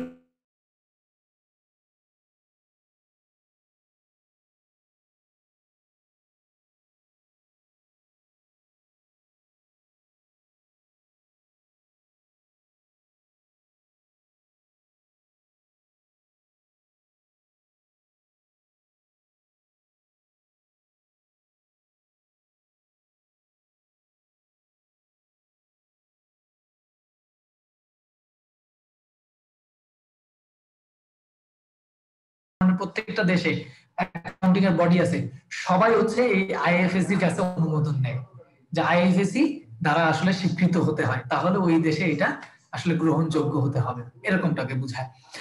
আর এখান থেকে তেমন আর বেশি কিছু দেখতে হবে না, অংশটা স্ক্রিনশট তুলে রাখতে পারো বা বিষয়টা তুলে রাখবা খাতায়, আশা করছি। এরপরে রয়েছে হচ্ছে বাংলাদেশের সিএ ডিগ্রি সম্পর্কে কিছু কথা বলেছে, যে এটা অবশ্যই আমাদের জানা উচিত। সিএ ডিগ্রিকে বলা হয় বাংলাদেশের চার্টার্ড অ্যাকাউন্টেন্ট, এবং সিএ ডিগ্রিটা বাংলাদেশে প্রদান করে থাকে মূলত হচ্ছে আইসিএবি। বাংলাদেশে সিএ ডিগ্রি প্রদান করে থাকে আইসিএবি। এখন যে ব্যক্তিটা সিএ পাস করেছে তাকে কি বলা হয়? একটা স্টুডেন্টের চাইলে এটাও জানা রাখা উচিত, হ্যাঁ, যে অ্যাসোসিয়েট অফ চার্টার্ড অ্যাকাউন্টেন্টস, অর্থাৎ এসিএ বলা হয় তাকে। কোন ব্যক্তি যদি সিএ পাস করে, অর্থাৎ আইসিএবি তে যদি সে 3 বছর একটা ফার্মে কাজ করে 17টা সাবজেক্টের পরীক্ষা দিয়ে যদি সে পাস করে, তাকেই কিন্তু আমরা চার্টার্ড অ্যাকাউন্টেন্ট বলি। তো ওই চার্টার্ড অ্যাকাউন্টেন্ট যে পাস করেছে তাকে বলা হয় অ্যাকচুয়ালি এসিএ। আর তার যদি এক্সপেরিয়েন্স যদি 5 বছরের বেশি এক্সপেরিয়েন্স হয়ে যায়, তখন তাকে বলা হয় হচ্ছে এফসিএ, তো ফেলো অফ চার্টার্ড অ্যাকাউন্টেন্টস। এটা প্রয়োজন নেই, আমরা এসিএ মনে রাখতে পারলেই হয়ে যাবে আশা রাখছি আমি। আর যে ব্যক্তি cost and management accountant CMA degree অর্জন করে তাকে বলা হয় এসিএমএ, অর্থাৎ associate of cost and management accountants. Associate, দেখেন এসিএ হচ্ছে অ্যাসোসিয়েট অফ চার্টার্ড অ্যাকাউন্টেন্টস, আর এসিএমএ হচ্ছে associate of cost and management accountants. আরেকটা বিষয় না বললেই নয় এখানে, যে বাংলাদেশে যেমন সিএ ডিগ্রি অর্জন করা যায়, তেমনি যুক্তরাষ্ট্র সহ বিদেশে বা বাহিরের দেশে যে সিএ ডিগ্রিটা রয়েছে, সেই সিএ ডিগ্রিটার নাম হচ্ছে সিপিএ।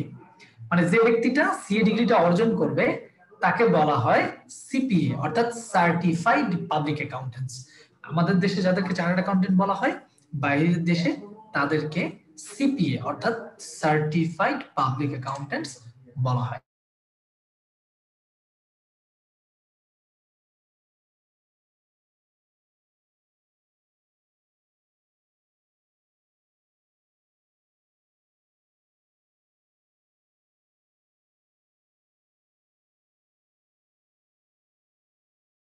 হচ্ছে আইএফআরএস, এটা 2019 সালে আসলে চেঞ্জ করেছে। বাংলাদেশে 2019 সালের আগে বাংলাদেশে এই আইএফআরএস কে নাম দেওয়া হয়েছিল বিএফআরএস। মানে বাংলাদেশে এই আইএফআরএস কে বলা হইতো বিএফআরএস, আর কি নামটা শুধু বাংলাদেশে অ্যাড করে দিয়েছিল। অর্থাৎ বাংলাদেশ মানে মেইনলি ওই আইএফআরএসটাই তারা ব্যবহার করতো, ইংল্যান্ডেরটাই। ইংল্যান্ডের নিয়মগুলোই কিন্তু বাংলাদেশে মেনে চলা হয়, তো ইংল্যান্ডের ওই নিয়মগুলোই আমরা মেনে চলি। কিন্তু স্যার ওইটা আসলে বাংলাদেশে তখন বলতাম বিএফআরএস। বিএফআরএস এখনো এই ধরনের প্রশ্নে অপশন থাকলে তোমরা বিএফআরএস দাগাতে পারো, কিন্তু 2018 সালে এটা আইন পাস করে 2019 সালে এটা একদম অনুমোদন দিয়ে দিয়েছে যে বাংলাদেশে এটার বিএফআরএস বলার প্রয়োজন নাই, এটাকে বাংলাদেশেও আইএফআরএস বলতে হবে। অর্থাৎ আমরা ওই বিএফআরএস কে বলবো বাংলাদেশ ফাইন্যান্সিয়াল রিপোর্টিং স্ট্যান্ডার্ডস, যেটা বাংলাদেশে যখন যেহেতু আগে নাম ছিল এর আইএফআরএস এর আগের নাম ছিল আইএস, তখন এটাকে বাংলাদেশে বলা হইতো বিএস। বাংলাদেশে এটাকে তখন বলা হইতো বিএস, অর্থাৎ আইএফআরএস টা বিএফআরএস হয়ে গেছিল বাংলাদেশে, আইএস টা বিএস বলা হতো বাংলাদেশে তখন। কিন্তু এখন অ্যাকচুয়ালি আইএস কে আইএসই বলবো, আইএফআরএস কে আইএফআরএসই বলবো। এই টার্মটা রিলেটেড এবং ঢাকা বিশ্ববিদ্যালয় এখান থেকে 3-4টা প্রশ্ন এসেছে বলে এই বিষয়গুলো নিয়ে কিন্তু আমি আলোচনা করে দিচ্ছি স্যার। এবং বাংলাদেশে একটা প্রশ্ন আসার মতো একটা পয়েন্ট রয়েছে, সেটা হচ্ছে স্যার বাংলাদেশের স্ট্যান্ডার্ডস অন অডিটিং, একদম এটা মনে রাখতে হবে বিএসএ। কারণ তোমরা অলরেডি বিএস সম্পর্কে শুনছো, কিন্তু অনেকেই যে বিএস এই কথাটা মনে রাখতে চায় না। বিএসএ কথাটা মনে রাখতে হবে। শুধু চার্টার্ড অ্যাকাউন্টেন্ট তো হলেই হবে না, চার্টার্ড অ্যাকাউন্টেন্ট হইলেও অ্যাকাউন্টিং এর নিয়ম নীতিমালা আছে, সেটা না হয় বুঝলাম। এখন একজন চার্টার্ড অ্যাকাউন্টেন্টের কাজ কি?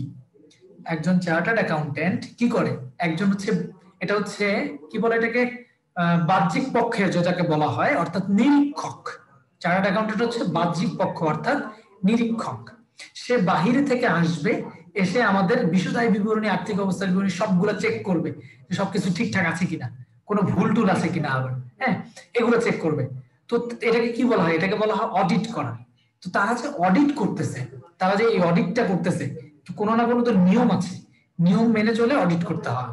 হ্যাঁ, যে কেউ চাইলে যে কোনো প্রতিষ্ঠান অডিট করতে পারবে না, এটার জন্য অবশ্যই কিছু বাধা ধরা নিয়ম রয়েছে। সেই বাধা ধরার নিয়মগুলোকেই বলা হচ্ছে Bangladesh standards on auditing. Bangladesh standards on auditing অর্থাৎ বিএসএ, এটা মনে রাখতে হবে, বিএসএ। আর আর হচ্ছে যে স্যার এখানে আর তেমন কোনো কিছু নাই, অডিটিং স্ট্যান্ডার্ডস এন্ড বডিজ পর্যন্ত একটু থাকবে। এরপরে হচ্ছে কিছু আন্তর্জাতিক বা গুরুত্বপূর্ণ কিছু টার্ম ছিল এখানে, সেটা একটু খেয়াল করে দেখি আমরা। 2001 সালে যেহেতু আইএএসবি এটা গঠিত হয়, কিন্তু তার আগে কি নাম ছিল? তার আগে নাম ছিল আইএএসসি। তো আইএএসসি কিন্তু 2001 সালের আগ পর্যন্ত আমাদের অ্যাকাউন্টিং এর যে নিয়ম নীতিমালাগুলো বা রচিত মান প্রণয়ন করছিল, সেই রচিত মানগুলো ছিল হচ্ছে আইএএস। 2001 সালের আগে, 2001 সালের আগে হিসাব বিজ্ঞানের যে নিয়ম নীতি মেনে চলা হইতো, সেই নিয়মগুলো হচ্ছে আইএএস বলা হইতো 2001 সাল পর্যন্ত। কিন্তু 2001 সাল পরে কি হয়ে গেছে? 2001 সাল পরে সেটা হয়ে গেছে আইএফআরএস। অর্থাৎ বর্তমানে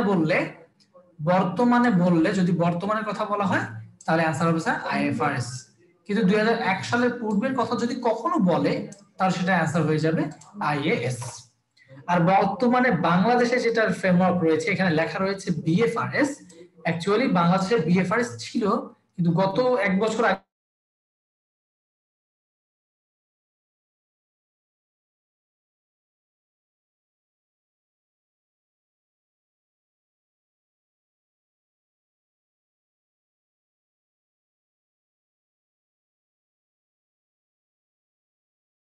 এই বিষয়গুলো আলোচনা করব।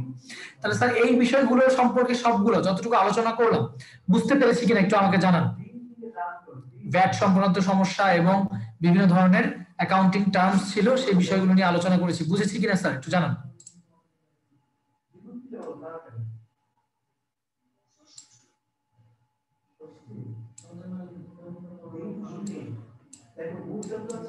ঠিক আছে, আপনাদের সকলকে অসংখ্য ধন্যবাদ এই বিষয়টা সম্পর্কে। আমি আপনাদের এখন চলে যাচ্ছি হচ্ছে লেকচার শিটে, যে লেকচার শিটে কিছু টার্ম রয়েছে, ওই টার্মগুলো আপনাদেরকে দেখিয়ে দেওয়ার জন্য। আপনাদেরকে ধৈর্য ধরে এই দুপুরবেলার সময়টাকে ক্লাসে জয়েন করার জন্য অসংখ্য ধন্যবাদ।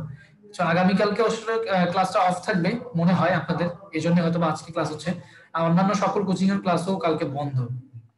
এই জন্য হচ্ছে গিয়ে এই পয়েন্টগুলো আলোচনা করতে হচ্ছে, আজকে আপনাদের কষ্ট হচ্ছে একটু মনে হয়। ঠিক আছে স্যার, আমরা এগুলো আলোচনা করেছি, অনেকগুলো পয়েন্ট আমি আলোচনা করে দিয়েছি। বিকৃত পণ্যের ব্যয়ের আমরা ম্যাথগুলো শিখে এসেছি আগের লেকচারেই, গত দুই নাম্বার লেকচারের দিকে আমি আপনাদেরকে বিকৃত পণ্যের ব্যয়ের ম্যাথগুলো শিখে দিয়েছিলাম। এখানে একটা পয়েন্ট রয়েছে, সেই পয়েন্টটাতে আমি যেতে চাচ্ছি, যে সম্পদ সম্পর্কিত কিছু পয়েন্ট আছে এখানে, যে পয়েন্টগুলো আমাদের সবারই জানা রাখা উচিত। সেটা হচ্ছে আর্থিক অবস্থার বিবরণী কিছু পয়েন্ট রয়েছে। যেমন আর্থিক অবস্থার বিবরণী, এই কোশ্চেনটা আমি দেখেছি ম্যানেজমেন্ট বা অ্যাকাউন্টিং সব জায়গায় এসে থাকে। সেটা হচ্ছে স্যার, কোম্পানির উদ্বৃত্ত পত্র প্রস্তুত করা হয় কোম্পানির কত ধরনের কোন তফসিল অনুযায়ী? তফসিল বা শিডিউল অনুযায়ী কোম্পানির উদ্বৃত্ত পত্র প্রস্তুত করা হয়। এটা ঢাকা বিশ্ববিদ্যালয় অ্যাকাউন্টিং বা ম্যানেজমেন্ট দুই জায়গাতে এই প্রশ্নটা আসে, যে উদ্বৃত্ত পত্র প্রস্তুত করা হয়, উদ্বৃত্ত পত্র প্রস্তুত করা হয় হচ্ছে স্যার তফসিল 11 অনুযায়ী। অর্থাৎ আমরা যখন উদ্বৃত্ত পত্র প্রস্তুত করি, আমরা কি করি স্যার? আমরা স্থায়ী সম্পদ লিখি, তারপর দীর্ঘমেয়াদী বিনিয়োগ লিখি, তারপর চলতি সম্পদ লিখি, অলিক সম্পদ থাকলে সেগুলো লিখি, অস্পর্শনীয় সম্পদ থাকলে তাহলে লিখি। তাহলে এই যে এগুলো যে এইভাবে লিখবো, এটা কে বলে দিচ্ছে? এটা তো একটা নিয়ম আছে, একটা আইন আছে, সেই আইনটাই হচ্ছে অ্যাকচুয়ালি তফসিল 11-তে বলা হয়েছে। তফসিল 11-তে বলা হয়েছে স্যার। আচ্ছা, ভ্যাট সংক্রান্ত ভ্যাটের ম্যাথ নিয়ে ভ্যাট সংক্রান্ত ম্যাথের কথা বলেছো তোমরা? আচ্ছা, আমি দেখাই দিব ক্লাসের শেষের আগে দু একটা ম্যাথ দেখাই দিব ভ্যাট। ঠিক আছে স্যার, যে ভ্যাট সংক্রান্ত কি ধরনের প্রবলেম আমাদের, মানে ভ্যাট সংক্রান্ত প্রবলেম গুলো তুলনামূলক কম এসেছে। আমি দেখি নাই এখনো কোশ্চেন, যেটা দেখেছি হচ্ছে ভ্যাট হচ্ছে বিক্রয়কারীর কাছে কি আর হচ্ছে ভোক্তার কাছে কি, তারপরে ভ্যাটের যেটা আছে যে ভ্যাটের যে ম্যাথ আসতে পারে জাবেদা, সেটা হচ্ছে অন্তর্ভুক্ত থাকলে কি হবে বা বহির্ভুক্ত থাকলে কি হবে, এটা আলোচনা করবো একটু পরে। আগে আমরা এই টপিকটুকু, এখানে কিছু পয়েন্ট আছে তো গুরুত্বপূর্ণ, এটা তোমাদেরকে একটু মনে করাই দিয়ে যাই। এই যে তফসিল 11টা জেনে রাখবা অবশ্যই অবশ্যই। এরপরে হচ্ছে যে আমাদের দেশে আমরা উদ্বৃত্ত পত্র দফা সমূহকে সাজানোর জন্য কয়টি পদ্ধতি রয়েছে এটা জানতে হবে স্যার। আমাদের দেশে উদ্বৃত্ত পত্রকে সাজানোর জন্য 3টা পদ্ধতি রয়েছে। একটা হচ্ছে স্যার তারল্যের অগ্রাধিকার পদ্ধতি, স্থায়িত্বের অগ্রাধিকার পদ্ধতি বা মিশ্র পদ্ধতি। এই বিষয়টা কি স্যার, কোনটা কেমন?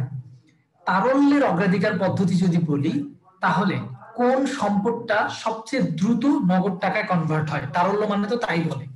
এখন তারল্যের অগ্রাধিকার পদ্ধতি যদি বলে, তাহলে প্রথমেই লিখতে হবে চলতি সম্পদ, তারপরে লিখতে হবে মূলত স্থায়ী সম্পদ, দীর্ঘমেয়াদী বিনিয়োগ। মানে তখন আমরা কি করবো, শুরু করবো একটা চলতি সম্পদ দিয়ে, এবং দায়ের ঘরেও চলতি দায় দিয়ে ম্যাথটা শুরু করব। যেহেতু তারল্যের অগ্রাধিকারের কথা বলেছে উদ্বৃত্ত পত্রের ক্ষেত্রে, তখন আমরা চলতি দিয়ে শুরু করব। কিন্তু যখন স্থায়িত্বের অগ্রাধিকার পদ্ধতি দিয়ে ম্যাথ করি, আমরা যখন স্থায়িত্বের অগ্রাধিকার দিয়ে ম্যাথ করি, তখন কিন্তু স্যার প্রশ্ন শুরুই হবে মূলত স্থায়ী সম্পদ দিয়ে বা দীর্ঘমেয়াদী দায় দিয়ে। দায়ের ঘরে কি হবে, দীর্ঘমেয়াদী দায় দিয়ে ম্যাথ শুরু হবে, তারপরে চলতি দায় যাবে। কিন্তু যখন সম্পদের কথা বলবো, তখন প্রথমেই স্থায়ী সম্পদ, আর লাস্টে গিয়ে হবে হচ্ছে স্যার চলতি সম্পদ নিয়ে ম্যাথ। আর আমাদের দেশের অ্যাকাউন্টিং এর মধ্যে বেশিরভাগ যে ঝামেলাটা হয় সেটা হচ্ছে স্যার, আমরা হচ্ছে জগা খিচুড়ি একটা অ্যাকাউন্টিং করি। ওই জগা খিচুড়ি অ্যাকাউন্টিং এর মধ্যে বলতেছে যে মিশ্র পদ্ধতির ম্যাথ রয়েছে। অর্থাৎ মিশ্র পদ্ধতিতে যদি বলা হয়, অর্থাৎ এটা কোনো নিয়ম মানতেছে না, হ্যাঁ, যে স্থায়িত্বের ভিত্তিতেও মানতেছে না, তারল্যের ভিত্তিতেও মেনে নিচ্ছে না, যেমন পাচ্ছে করে দিচ্ছে। যখন মন চাচ্ছে চলতি সম্পদ লিখতেছে, শুরুতে হয়তো বা চলতি সম্পদ লিখছে, কিন্তু দায়ের ঘরে হয়তো বা দীর্ঘমেয়াদী দায় আগে লিখছে। এই ধরনের বিষয়গুলো থাকতে পারে। অর্থাৎ মিশ্র পদ্ধতি, জাস্ট তারল্য বা স্থায়িত্বের একটা মিশ্রণ, এই পদ্ধতিকে বলা হচ্ছে। উদ্বৃত্ত পত্র কিন্তু উপাদানগুলো হচ্ছে, এটা আমি আগেই আলোচনা করেছি, সকল স্থায়ী হিসাব। উদ্বৃত্ত পত্রের উপাদানগুলো হচ্ছে সকল স্থায়ী হিসাব দেওয়া থাকে। এবং এখান থেকে ঢাকা বিশ্ববিদ্যালয়ের অসংখ্য প্রশ্ন এসেছে এই পয়েন্টটা থেকে, অন্তত পক্ষে 10টা প্রশ্ন আসছে এই পয়েন্টটা থেকে। এটার অপেক্ষায় ছিলাম যে এই জায়গাটা আমি আপনাদেরকে একটু দেখাবো, যে এই প্রশ্নটা অনেকবার এসেছে। অস্পর্শনীয় সম্পত্তি কোনটি? অলিক বা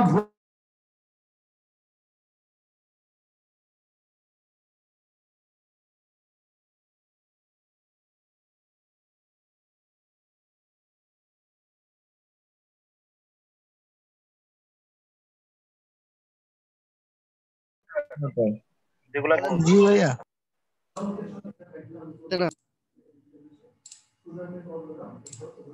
ঠিক আছে, আপনারা হচ্ছে এখানে একটু খেয়াল করেন এই বিষয়টা, যে অস্পর্শনীয় সম্পত্তি কোনগুলো, আমরা একটু খেয়াল করি এই বিষয়টা।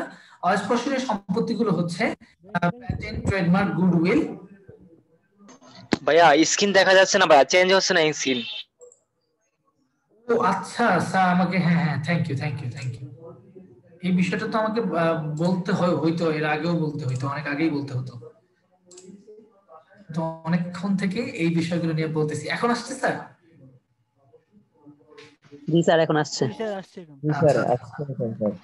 আমি যে বিষয়টা নিয়ে একটু আগে কথা বলেছিলাম সেটা হচ্ছে এই যে এই অংশটা নিয়ে কথা বলেছিলাম, যে উদ্বৃত্ত পত্রে প্রস্তুত করা হয় অ্যাকচুয়ালি তফসিল 11 অনুযায়ী। তফসিল 11 অনুযায়ী হচ্ছে আমাদের উদ্বৃত্ত পত্র প্রস্তুত করা হয়। এবং উদ্বৃত্ত পত্র সাজানোর 3টা পদ্ধতি আছে। একটা হচ্ছে তারল্যের পদ্ধতি, একটা স্থায়িত্বের পদ্ধতি, আর একটা হচ্ছে মিশ্র পদ্ধতি। তারল্য মানে প্রথমে চলতি সম্পদ, চলতি দায় এগুলো লিখবো। আর স্থায়িত্ব মানে কি, প্রথমেই আমরা স্থায়ী সম্পদ বা দীর্ঘমেয়াদী দায়গুলো লিখবো, এরকম। আর হচ্ছে মিশ্র পদ্ধতি বলতে বোঝাচ্ছে যে জগা খিচুড়ি। ঠিক আছে স্যার, অর্থাৎ আমরা যে কোনোটাই যেভাবে ইচ্ছা করে ফেলতে পারি, এটা কোনো প্রবলেম হবে না। এই বিষয়টা নিয়ে কথা বলতেছিলাম, যে এই পয়েন্টটা খুবই গুরুত্বপূর্ণ। আর এর পরের পেজে যেটা বলতেছিলাম, যে এখান থেকে প্রশ্ন এসেছে ঢাকা বিশ্ববিদ্যালয়ে 10-15টা। যে স্যার অস্পর্শনীয় সম্পত্তি থেকে আমি দেখেছি 5-6টা প্রশ্ন এসেছে, ক্ষয়িষ্ণু সম্পত্তি থেকে প্রশ্ন এসেছে, এবং অলিক সম্পত্তি থেকে 6টা প্রশ্ন এসেছে। টোটাল এই কয়েকটা মুখস্থ রাখতে পারলে কিন্তু আপনাদের 8-10টা কোশ্চেনের আনসার হয়ে যাচ্ছে স্যার। তার অস্পর্শনীয় সম্পত্তিগুলো কোনগুলো? প্রথমে রয়েছে স্যার সুনাম, patent, trademark, brand name, licence, franchise. মোটামুটি সবাই কিন্তু সবগুলো টার্ম সাথে পরিচিত। লাইসেন্স হচ্ছে কি? ফ্র্যাঞ্চাইজ কি স্যার? ফ্র্যাঞ্চাইজ হচ্ছে বাহিরের দেশের কোনো যদি আমরা ব্র্যান্ড বাংলাদেশে চালাতে চাই তাহলে তাদের কাছে তো একটা অনুমতি নিতে হবে, তাদের কাছ থেকে একটা অনুমতি নিতে হয় অথবা তাদেরকে রয়্যালটি দিতে হয়। সেই রয়্যালটির টাকাটাই হচ্ছে অ্যাকচুয়ালি ফ্র্যাঞ্চাইজ। তাদের কাছ থেকে আমরা ফ্র্যাঞ্চাইজি নিলাম। অর্থাৎ বাংলাদেশে যখন কেএফসি ঠিক আছে স্যার, কেএফসি চালু হয়েছে, কেএফসি চিকেন, তো কেএফসি এর ইয়াটা যেমন ডমিনোজ পিজা এখন চলতেছে, এটা কিছুদিন আগে আসছে ঢাকায়। এটা যখন বাইরের দেশ থেকে নিয়ে আসছে এই ব্র্যান্ডটা বাংলাদেশে, তাদেরকে কিন্তু তাদের কাছ থেকে কিন্তু একটা লিখিত চুক্তি হয়েছে, একটা নির্দিষ্ট পরিমাণ টাকা দেওয়া হয়েছে তাদেরকে, যে স্যার এই টাকার বিনিময়ে আপনাদের নামটা আমরা ইউজ করব। সেটা হচ্ছে ডমিনোজ পিৎজা এখন বাংলাদেশে আছে, সেটা স্যার ধানমন্ডিতে পাওয়া যাচ্ছে। তো সেই ক্ষেত্রে এটাকে বলা হবে স্যার ওইটার জন্য ফ্র্যাঞ্চাইজ নিয়ে তারা বিজনেস করতেছে। সেটা আমাদের জন্য একটা অস্পর্শনীয় সম্পত্তি। এবং ক্ষয়িষ্ণু বা প্রাকৃতিক সম্পত্তি, অর্থাৎ প্রকৃতি থেকে যা প্রকৃতিতে পাওয়া যাবে কিন্তু ধীরে ধীরে সেটা ক্ষয়প্রাপ্ত হবে, এ ধরনের সম্পত্তিকে বলা হবে ক্ষয়িষ্ণু বা প্রাকৃতিক সম্পত্তি। যেমন কয়লার খনি রয়েছে, তেলের খনি রয়েছে, গ্যাস ফিল্ড রয়েছে, বৃক্ষের কাণ্ড রয়েছে। এই প্রত্যেকটা নামই মনে রাখতে হবে। কয়লার খনি, তেলের খনি, গ্যাস ফিল্ড, বৃক্ষের কাণ্ড মুখস্থ থাকবে জানো স্যার। আচ্ছা, এরপরে রয়েছে হচ্ছে কাল্পনিক বা ভুয়া সম্পত্তি বা অলিক সম্পত্তি। কাল্পনিক সম্পত্তি বা ভুয়া সম্পত্তি বা অলিক সম্পত্তি কোনগুলো? এটা হচ্ছে আমাদের কোশ্চেন, যে কোনগুলো। অ্যান্সার হচ্ছে প্রাথমিক খরচাবলী, শেয়ার অবহার বা শেয়ার বাট্টা বা শেয়ারের ছাড়, যদিও লেখা আছে ঘাড় লেখা রয়েছে, এটা হবে শেয়ারের ছাড় বা বাট্টা। ডিসকাউন্ট আর কি, শেয়ার ডিসকাউন্ট বা শেয়ার অবহারে বিক্রি হচ্ছে। ঋণপত্রের অবহার, শেয়ার বা ঋণপত্রের অবহার, বাট্টা বা ছাড়। এবার আবার ছাড় লিখেছে, ভালো হয়েছে। অথবা বলা হচ্ছে লাভ লোকসান হিসাবের ডেবিট চেক, অর্থাৎ যদি আমাদের সংরক্ষিত আয় বিবরণীর বা রক্ষিত আয় বিবরণীর কখনো ডেবিট জের হয়, টাকাটা মাইনাস ফিগারে চলে আসছে, তাহলে সেক্ষেত্রে বলা হয় যে এটাকে আমরা অলিক সম্পত্তি হিসাবে দেখায় দিব। আর রয়েছে হচ্ছে বিবরণী পত্র প্রচার, অর্থাৎ প্রাথমিক খরচের মধ্যেই পড়ে বিবরণী পত্র প্রচার। বিবরণী পত্র প্রচার বা বিজ্ঞাপন বা হচ্ছে বড় অঙ্কের বিজ্ঞাপন যখন আমরা দিচ্ছি, সেই বিজ্ঞাপনটা যেটা বিবরণী পত্র, এই বিজ্ঞাপনটা কোনটা স্যার? বাজারে শেয়ার ইস্যু করার বিজ্ঞাপন যেটা দিচ্ছি সেটা হচ্ছে বড় অঙ্কের বিজ্ঞাপন, অর্থাৎ বিবরণী পত্র প্রচার। সেই বিজ্ঞাপনটাকে আমরা বলতেছি এটা একটা অলিক সম্পদের মধ্যে পড়বে। এই টার্ম কয়েকটা যেন সবাই মুখস্থ রাখেন। আর একটা পয়েন্ট আছে চলতি দায়ের দিকে, একটা পয়েন্ট আছে দায়ের দিকে, আমার মনে হয় পরবর্তী পেজে আছে, এখান থেকে প্রশ্ন আসতে পারে এই দায়ের মধ্যে। এই পয়েন্টটা একটু সবাই মনে রাখার চেষ্টা করবো বা বুঝে বুঝে পড়বো এই পয়েন্টটা দায়ের। সেটা হচ্ছে সম্ভাব্য দায় স্যার। সম্ভাব্য দায়ের কনসেপ্টটা একটু খেয়াল করে দেই বা খেয়াল করবো আমরা সবাই। আমি একটু বলে দিচ্ছি যে সম্ভাব্য দায়ের কনসেপ্টটা কি অ্যাকচুয়ালি।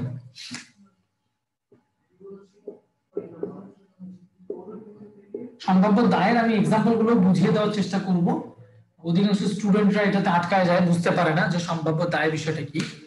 সম্ভাব্য দায় কিন্তু কখনো আমরা উদ্বৃত্ত পত্রে দেখাই না, এটা খুব কিছু গুরুত্বপূর্ণ টার্ম রয়েছে। যে হচ্ছে সম্ভাব্য দায়কে বলা হয় যেটা এখনো আমাদের দায় নয়। আমাদের দায় মানে কি স্যার? খেয়াল করবো সবাই। দায় মানে হচ্ছে আমাদের কাছে কেউ একজন টাকা পায়, আমাকে তাকে টাকা দিতে হবে। দায় অর্থাৎ হচ্ছে কেউ একজন আমার কাছে টাকা পায়, তাকে আমার টাকা দিতে হবে। কিন্তু এটা হচ্ছে সম্ভাব্য দায়, কথাটা কি কিন্তু বোঝা যাচ্ছে যে আমাদের ভবিষ্যতে দায় হতে পারে এমন কোন ঘটনা যদি থাকে তাহলে সেটাকে বলা হয় সম্ভাব্য দায়। যেমন একটা এক্সাম্পল দিলেই সবাই বুঝে যায়, সেটা হচ্ছে স্যার গ্যারান্টি বা ওয়ারেন্টি সংক্রান্ত দায়। গ্যারান্টি বা ওয়ারেন্টি সংক্রান্ত দায়, একটু খেয়াল করবো স্যার। ওয়ারেন্টি যে আমরা দেই, গ্যারান্টি ওয়ারেন্টি দেই, যেমন সারা বাংলাদেশে ওয়ালটন প্রতি বছরে লক্ষ লক্ষ ফ্রিজ, টেলিভিশন, বিভিন্ন ধরনের ইলেকট্রনিক্স সামগ্রী বিক্রি করতেছে। তো এই যে এগুলো বিক্রি করতেছে স্যার, এটা কি তারা দিয়ে দিচ্ছে না একটা ওয়ারেন্টি বা গ্যারান্টি? বা 3 বছর পর্যন্ত গ্যারান্টি, 5 বছর পর্যন্ত গ্যারান্টি। আচ্ছা স্যার, এখন অবশ্যই যদি কোনো কারণে মেশিনে ত্রুটি দেখা দেয় বা ওই ইলেকট্রনিক্স জিনিসটাতে যদি সমস্যা হয়, তাহলে কাস্টমার তো ফেরত নিয়ে আসবে, সেটা কি ওয়ালটনকে ঠিক করে দিতে হবে না? সেটা ওয়ালটনকে অবশ্যই ঠিক করে দিতে হবে। তাহলে এই যে ওয়ারেন্টি আছে একটা ওয়ালটনের, ওয়ালটন কি দিচ্ছে? একটা ওয়ারেন্টি দিচ্ছে, সেই জিনিসটাকে বলা হবে সম্ভাব্য দায়। কেন? কারণ এটা আমার ভবিষ্যতে দায়ের সৃষ্টি করতে পারে, অর্থাৎ ভবিষ্যতে কাউকে আমার টাকাটা দেওয়া লাগতে পারে। আমরা শিওর না, শিওর না বলেই তো এর নাম সম্ভাব্য। আমরা যদি শিওরই হয়ে যেতাম যে কেউ আমাদের কাছে টাকা পায়, তাহলে তো তাকে আমরা ডিরেক্টলি দায়ী বলতাম।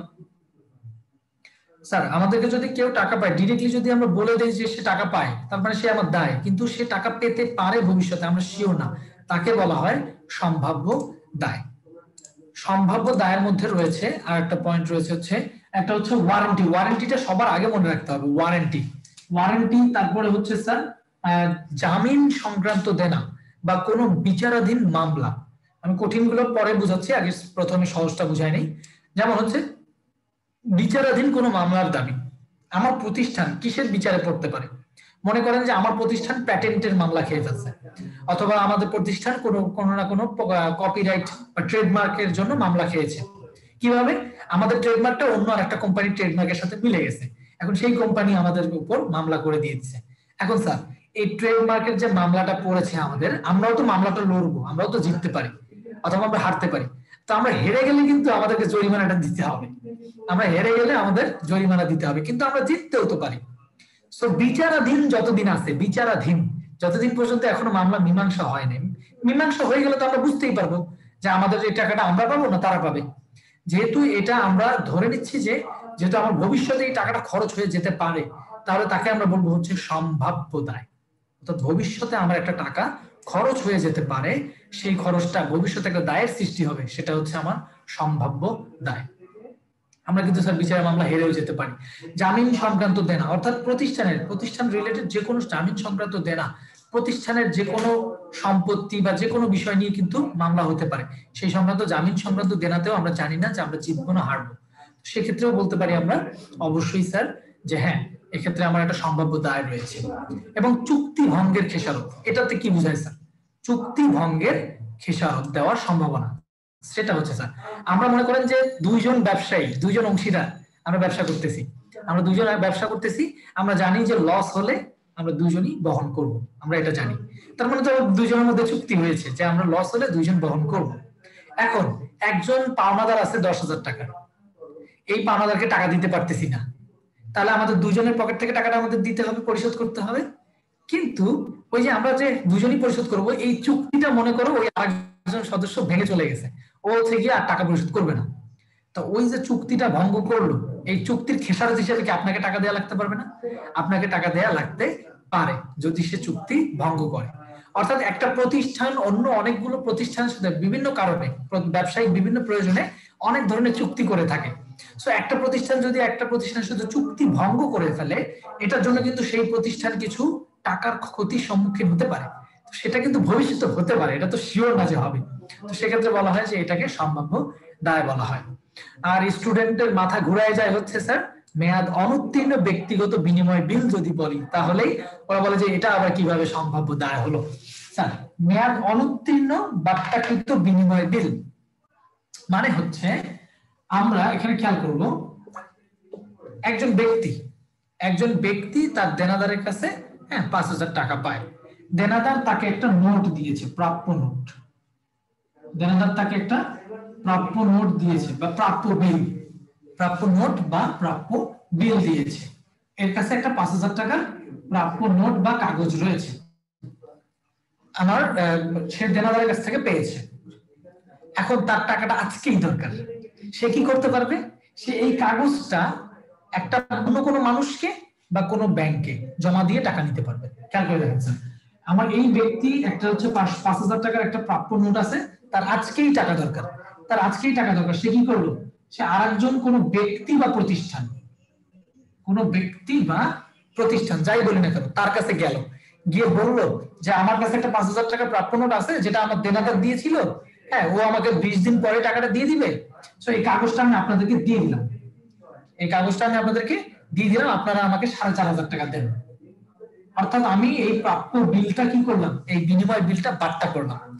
আমি যদি কোনো কাগজ এই জামানত রেখে যদি টাকাটা নিয়ে নিই, তাহলে তো সেটা আমি বাট্টা করলাম, অর্থাৎ বাট্টা করে 4,500 টাকা পেয়েছি, আর 500 টাকা ওদের লাভ। ওরা লাভ করবে আর কি 500 টাকা, কারণ তারা তো লাভ ছাড়া তো আর আমাকে এই টাকাটা তারা বাট্টা করাবে না, সেটা ব্যাংক হোক বা কোনো ব্যক্তি হোক, সেটা ব্যাংক হোক বা প্রতিষ্ঠান হোক বা ব্যক্তি হোক। তাহলে স্যার এখন আপনি তো দিয়েছেন একটা দেনাদারের প্রাপ্য নোট, তাদেরকে একটা কাগজ দিয়েছেন, কাগজ দিয়ে তাদের কাছ থেকে 4,500 টাকা নিয়েছেন। এখন 20 দিন পর তো আপনাদের দেনাদার দিতে চেয়েছে টাকাটা, কোনো কারণে যদি আপনার দেনাদার এখন 20 দিন পর টাকাটা না দেয়, তখন কি হবে? দেনাদার যদি 20 দিন পর টাকাটা না দেয় তখন কি হবে? তখন কি এটা আপনার টাকাটা নিজেকে পরিশোধ করতে হবে না? হ্যাঁ, তখন তো এটার জন্য আপনার জন্য তখন একটা দায় হয়ে যাবে। কিন্তু যতক্ষণ পর্যন্ত মেয়াদটা উত্তীর্ণ হয় নাই, মেয়াদ অনুত্তীর্ণ, যতদিন পর্যন্ত মেয়াদটা উত্তীর্ণ হয় নাই ততদিন পর্যন্ত কিন্তু এটাকে বলা হবে একটা সম্ভাব্য দায়। কারণ আমরা তো শিওর না যে আমার ওই দেনাদারটা টাকাটা দিবে কিনা একদম 100%। দেনাদার তো ছেঁচড়া হতে পারে, সে আমাদের টাকা নাও দিতে পারে, চাকরি সে কুড়িন হয়ে যেতেই পারে, স্বাভাবিক, এই ঘটনাটা স্বাভাবিক। অর্থাৎ কোন বিনিময় বিল যদি বাট্টা করি, সেটা মেয়াদ পূর্তি হয় নাই এখনো, ততদিন পর্যন্ত সেটা আমার জন্য একটা সম্ভাব্য দায়। এবং সম্ভাব্য দায়ের আরেকটা কথা আমরা অবশ্যই লিখে রাখবো খাতায়, সেটা হচ্ছে পূর্ণ প্রকাশ নীতি অনুযায়ী ফুট নোটে সম্ভাব্য দায় দেখানো হয়। এই দুইটাই ঢাকা বিশ্ববিদ্যালয়ে এসেছে। পূর্ণ প্রকাশ নীতি অনুযায়ী সম্ভাব্য দায় ফুট নোটে দেখানো হয়। লিখে রাখি পূর্ণ প্রকাশ নীতি অনুযায়ী, এটা লিখে রাখি স্যার খাতায়, পূর্ণ প্রকাশ নীতি অনুযায়ী।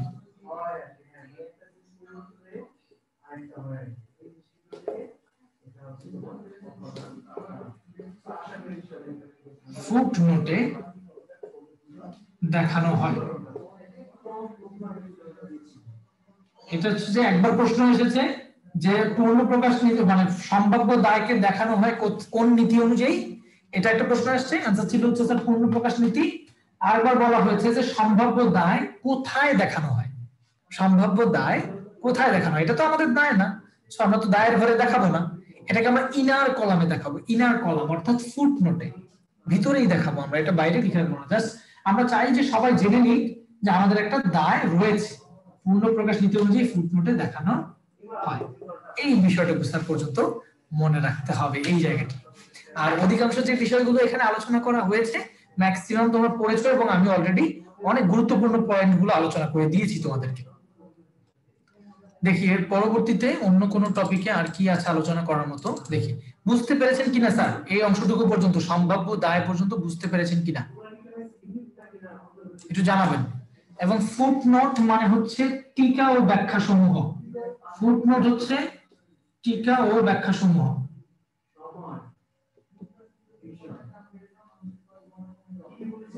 আমরা টিকা ও ব্যাখ্যা সমূহ জানি না স্যার, টিকা ও ব্যাখ্যা সমূহের মধ্যে ওখানে আমাদের গুরুত্বপূর্ণ বিভিন্ন তথ্যগুলো তুলে ধরে রাখি স্যার, সেই বিষয়গুলোকে বলা হচ্ছে আসলে ফুটনোটে দেখানো হয়। পূর্ণ প্রকাশ নীতি অনুযায়ী সেই বিষয়গুলো এখানে দেখিয়ে রাখা হয় স্যার।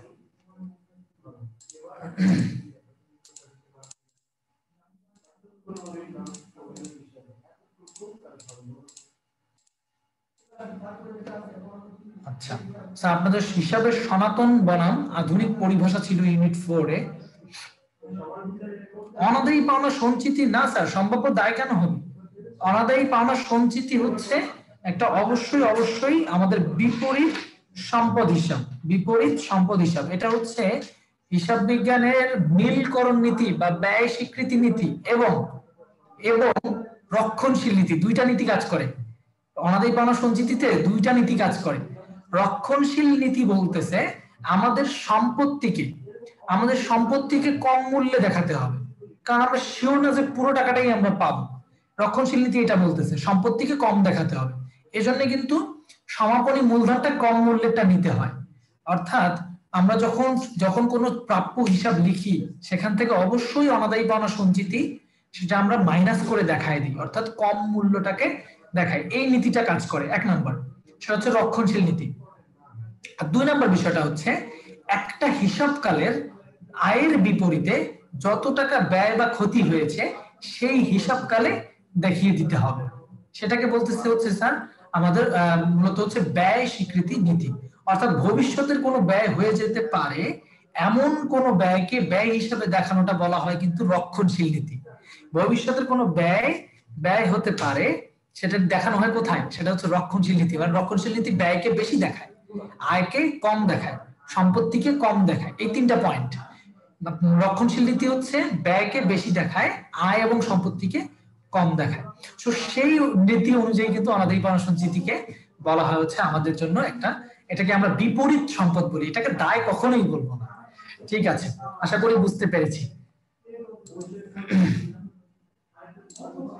স্যার এর পরবর্তীতে আপনাদের যে এখানে পরিভাষাগুলো রয়েছে স্ক্রিপ্টে দেখতে পাচ্ছেন আপনারা, এই পরিভাষাগুলো বলতে আমি বলবো, আমার পার্সোনাল ভিউ থেকে বলবো যে তোমরা অবশ্যই এই আধুনিক যে পরিভাষাগুলো রয়েছে স্যার, অন্তত পক্ষে আধুনিক যে পরিভাষাগুলো রয়েছে সেই পরিভাষাগুলো জেনে রাখবা, আধুনিক পরিভাষাগুলো।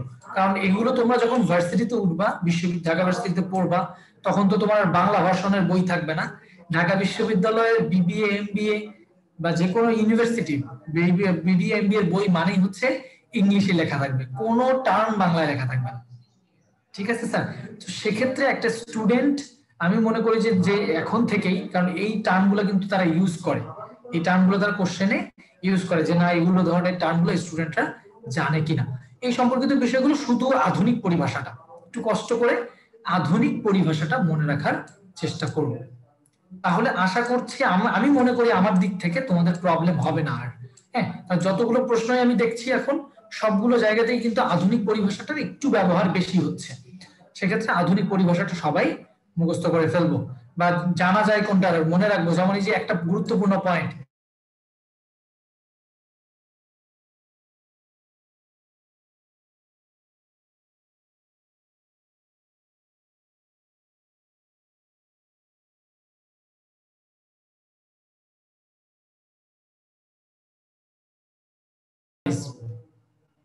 নাম বলে থাকলে অবশ্যই মনে রাখবে তোমরা এই বিষয়গুলো, যে অগ্রিম আয়কে বলা হয় অনুপার্জিত সেবা আয়, অগ্রিম আয়কে বলা হয় অনুপার্জিত সেবা আয়। এটাও বলেছিলাম আমি সমন্বয় দাখিলের পয়েন্টে যখন পড়িয়েছিলাম গত 2 দিন আগের যে লেকচারটা ছিল সেটাতে। তো এই সংক্রান্ত বিষয়গুলো অবশ্যই আমরা জেনে রাখবো সবাই। আর ক্লাস শেষ আগে আমি অবশ্যই ভ্যাটের বিষয়টা একটু দেখাই নিচ্ছি, কিন্তু এটা আগে শেষ করে দিতে যাচ্ছি যে স্ক্রিপ্টে আমাদের যা যা আছে এগুলো আমরা জানি কিনা সবাই। অ্যাকাউন্টিং ডিকশনারির মধ্যে যেগুলো রয়েছে, যে টার্মগুলো রয়েছে, আমি নিজেও কিন্তু কিছু তোমাদেরকে অ্যাকাউন্টিং বডিজ এর ফুল ফর্ম গুলো দিয়ে দিয়েছি, অ্যাব্রিভিয়েশন গুলো, সেই ফুল ফর্ম গুলো সবাই মনে রাখবো। আইসিএমএবি, আইসিএবি, হ্যাঁ, আইএএসবি, আইএফআরএস, গ্যাপ, এগুলোর ফুল ফর্ম গুলো মনে রাখতে হবে। এবং প্রত্যেকটা যে এখানে যে পয়েন্ট গুলো রয়েছে আমি বলবো অবশ্যই পড়তে হবে। একবার দুইবার তিনবার রিডিং পড়তে পারলেই মুখস্থ হয়ে যাবে। একবার দুইবার তিনবার রিডিং পড়লে ইনশাআল্লাহ মুখস্থ হয়ে যাবে। সেখান থেকে এই পয়েন্টগুলো খেয়াল করবো, কারণ আমাদের বিশ্ববিদ্যালয় ভর্তি পরীক্ষার কোশ্চেন গুলোতে দেখো, তোমরা খেয়াল করে দেখো যে যখন ব্যাংক সমন্বয় বিবরণী আমরা ম্যাথ করেছি, ওখানে দেখবা যে কোশ্চেন গুলোতে লেখা আছে নগদান বই কথাটা ব্যবহার করে নাই, বলেছে ক্যাশ বই। হ্যাঁ, ক্যাশ বই অনুযায়ী ব্যাংক জমা, ক্যাশ বই অনুযায়ী ব্যাংক জমা যেটার সাথে যোগ হবে, ক্যাশ বই অনুযায়ী ব্যাংক জমা থেকে মাইনাস হবে। তারা কেন ক্যাশ বই কথাটা ব্যবহার করতে পারলো? কারণ এটা টার্ম আছে যে ক্যাশ বুক মানে নগদান বই, তখন তারা সেই হিসেবে ব্যবহার করতে পারে স্যার। তো সেই অনুযায়ী তোমরা এই যে এখানে পয়েন্টগুলো রয়েছে, এই পয়েন্টগুলো অবশ্যই রিডিং করে নিতে হবে, এই জায়গাটাতে রিডিং করতে হবে স্যার। আজকে লেকচারটাতে ম্যাথমেটিক্যাল টার্ম একটু কম, গত লেকচারটাতে ম্যাথমেটিক্যাল টার্ম বেশি ছিল, আজকেটাতে আপনাদের মুখস্থের টার্মটা বেশি। ইভেন আমি যতটুকু পর্যন্ত দেখিয়েছি সেই বিষয়গুলোতেও কিন্তু আপনাদের ফুললি মুখস্থের বিষয় ছিল এই জায়গাগুলো, যে কোন কোন বিষয়গুলো রয়েছে, এবং এটা আপনাদের কাজে লাগবে ইংলিশেও আপনাদেরকে হেল্প করবে এই টার্মগুলো। আর আমাদের ইংলিশে যখন প্রশ্ন আসে কোনো, তো প্রশ্নের মধ্যে কিন্তু দেখবেন যে কমার্সের টার্মগুলো সবচেয়ে বেশি ব্যবহার করা হয়, কমার্সের টার্মগুলো। ঠিক আছে, যখন ইংলিশের কোনো গ্রামাটিক্যাল প্রশ্ন আসলেও কিন্তু কমার্সে বা ব্যবসায় জনিত কোনো বিভিন্ন বিষয়গুলো নিয়ে প্রশ্ন এসে থাকে। ওই বিষয়গুলো স্যার আমরা অবশ্যই মনে রাখবো। এবং ইউনিট 6 এ রয়েছে আবার কিছু ইম্পর্টেন্ট অ্যাব্রিভিয়েশন আছে, যে অ্যাব্রিভিয়েশন গুলো কিন্তু আমিও আপনাদেরকে দিয়েছি, আমিও আপনাকে কিছু অ্যাব্রিভিয়েশন দিয়েছি। যেমন এই যে sir cost of goods sold, CPA হচ্ছে সার্টিফাইড পাবলিক অ্যাকাউন্ট্যান্টস, এগুলো জানা থাকতে হবে সবাইকে।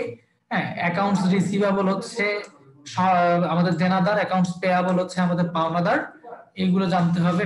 ফিক্সড অ্যাসেট, এগুলো হচ্ছে ভার্সিটিতে যখন আমরা উঠবো অবশ্যই তখন কিন্তু এই শর্টকাট টার্মগুলো ইউজ করা হবে, তখন কিন্তু স্যার এইভাবে ডিরেক্টলি বলা থাকবে না, হ্যাঁ, যে একদম অ্যাকাউন্টস রিসিভেবল। তখন টিচাররা বোর্ডে ম্যাথ করাতে গেলেও শর্ট ফর্ম গুলো ইউজ করবে, একদম পুরোপুরি লিখে দিবে না যে অ্যাকাউন্টস রিসিভেবল, তাহলে তো ক্লাস একদম 5 ঘন্টা হয়ে যাবে, তাহলে তো ক্লাস শেষ হবে না তাদের, এরকম আর কি।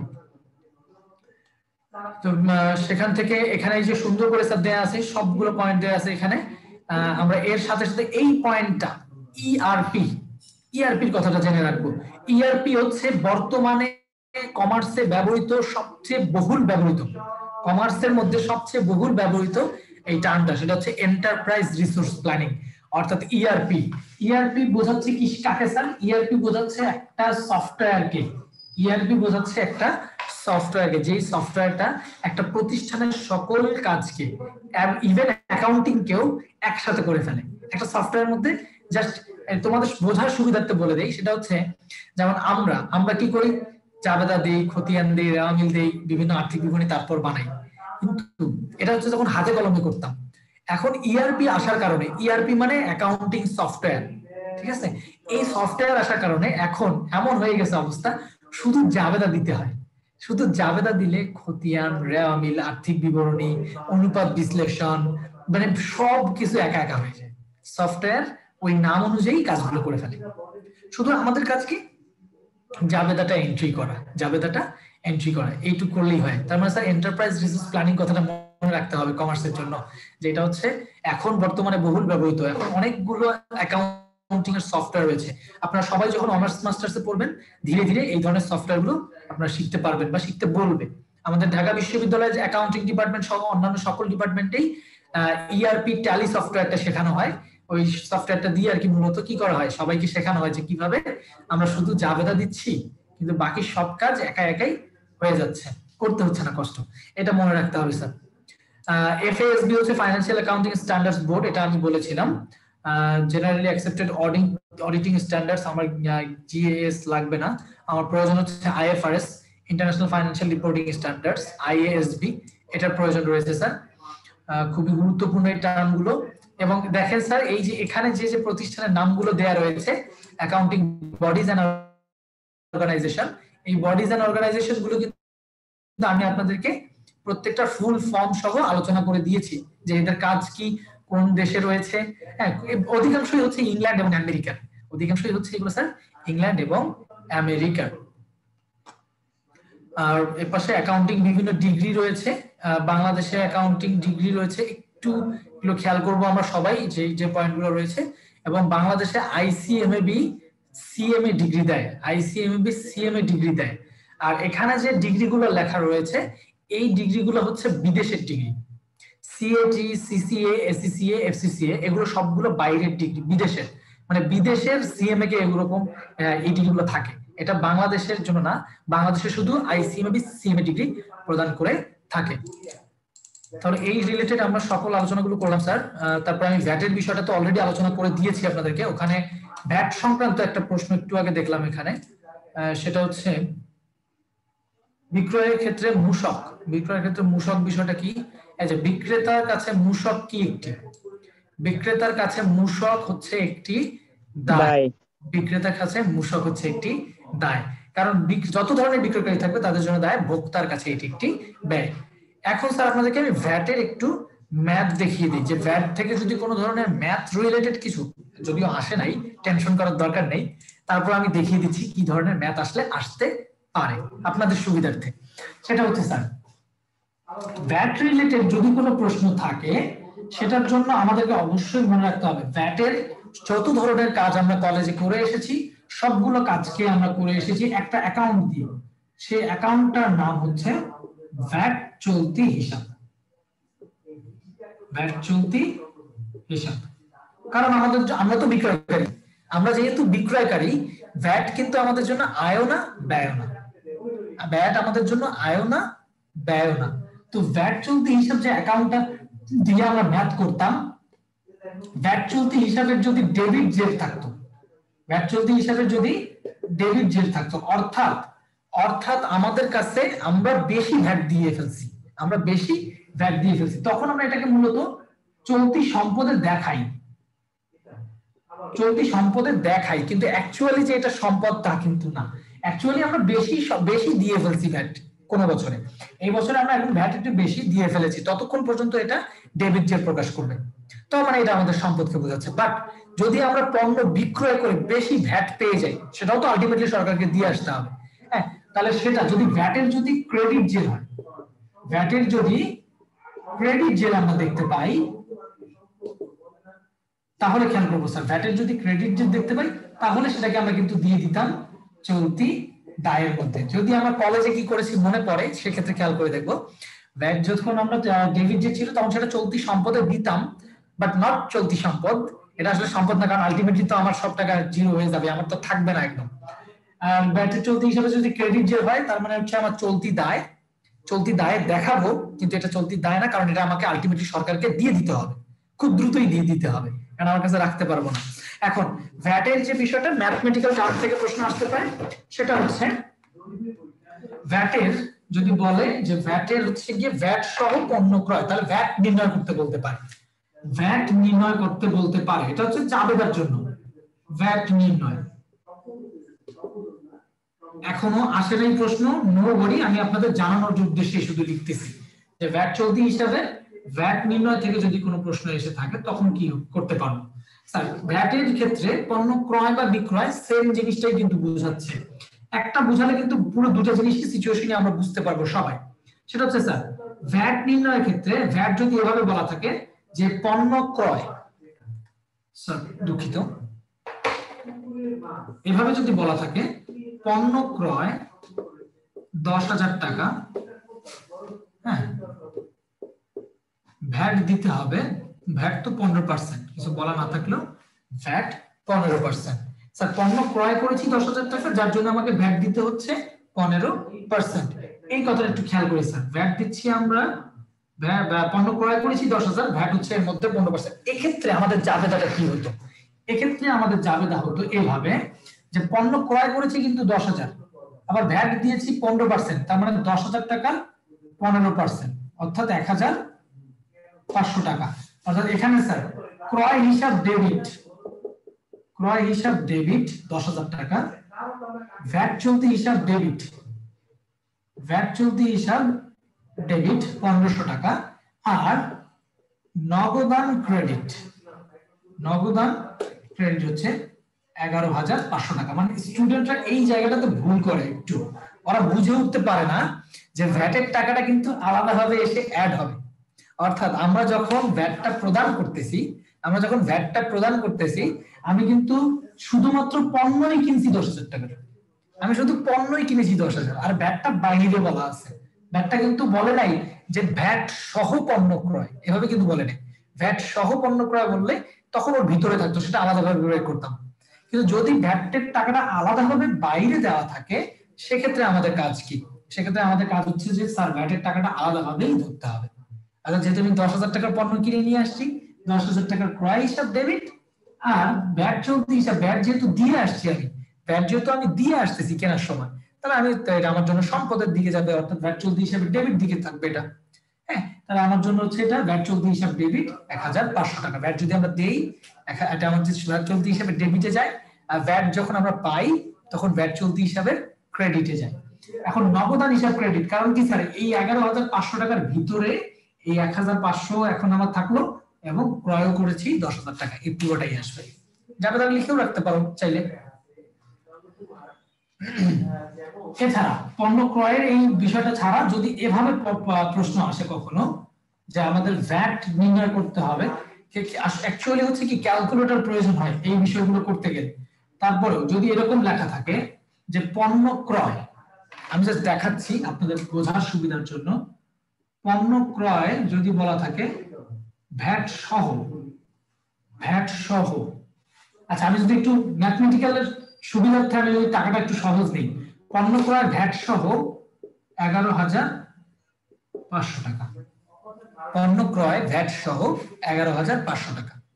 তার মানে এখন আর আমার ভ্যাটের পার্সেন্টেজটা বলে দিবে না, আমাকে তখন ধরেই নিতে হবে ভ্যাটের পার্সেন্টেজ তো আমরা জানি 15%, ভ্যাট হচ্ছে আমাদের কত পার্সেন্ট স্যার? 15%। তাহলে এই জায়গার ভ্যাটটা আমরা কিভাবে বের করব? অর্থাৎ 11,500 টাকা হচ্ছে এর ভিতরে পণ্য ক্রয় আবার ভ্যাট সহ, তাহলে ক্রয়ের টাকাও আছে এখানে, ভ্যাটের টাকাও আছে এখানে, ক্রয়ের টাকাও আছে, ভ্যাটের টাকাও আছে। ভ্যাটের টাকা কত আছে? ভ্যাটের টাকা কিন্তু আছে স্যার 15%। ভ্যাটের টাকা কত আছে? 15% টাকা আছে এর ভিতরে। তাহলে এই টাকাটা পণ্য ক্রয় করেছি 100%, পণ্য ক্রয় করেছি 100%, আর ভ্যাট হচ্ছে আবার 15%। টোটাল মিলায় কত পার্সেন্ট হয়ে গেছে? 115% হয়ে গেছে। অর্থাৎ এটাকে গুণ দিতে হবে 15 দিয়ে, ভাগ হবে 115 দিয়ে। গুণ দিতে হবে 15 দিয়ে, ভাগ দিতে হবে 115 দিয়ে। অর্থাৎ ভ্যাট সহ বলা থাকলে আমাদের মনে রাখতে হবে ভ্যাট সহ বললে 15 দিয়ে গুণ 115 দিয়ে ভাগ, তাহলে ভ্যাটের টাকাটা বের হবে। তাহলে অ্যাকচুয়ালি ভ্যাটের টাকা বের হচ্ছে 115 115 1, আমরা 1500। আমি কি ম্যাথের সুবিধার্থে, ম্যাথটা সুবিধার্থে একটু সহজ টাকা নিয়েছি যাতে ক্যালকুলেটর ছাড়াই করা যায়, এজন্য বলতেছি। মানে মেইন বিষয়টা হচ্ছে যখন আমাদের ভ্যাট সহ টাকাটা বলা থাকবে তখন কিন্তু আর আমাদেরকে বাহিরে আলাদা করে ভ্যাটটা বলবে না, তখন আমাদেরকে আলাদা করে বাইরে ভ্যাটটা বলবে না, ভ্যাটটা আমাদেরকে নিজেরাই নির্ণয় করে নিতে হবে। জাবেদা কিন্তু সেম, জাবেদা কিন্তু আহামরি কোনো চেঞ্জ নাই, জাবেদা এখানেও কিন্তু সেম হবে। অর্থাৎ ক্রয় ডেবিট, কারণ আমার এই 11,500 টাকার মধ্যে ভ্যাট কত টাকা?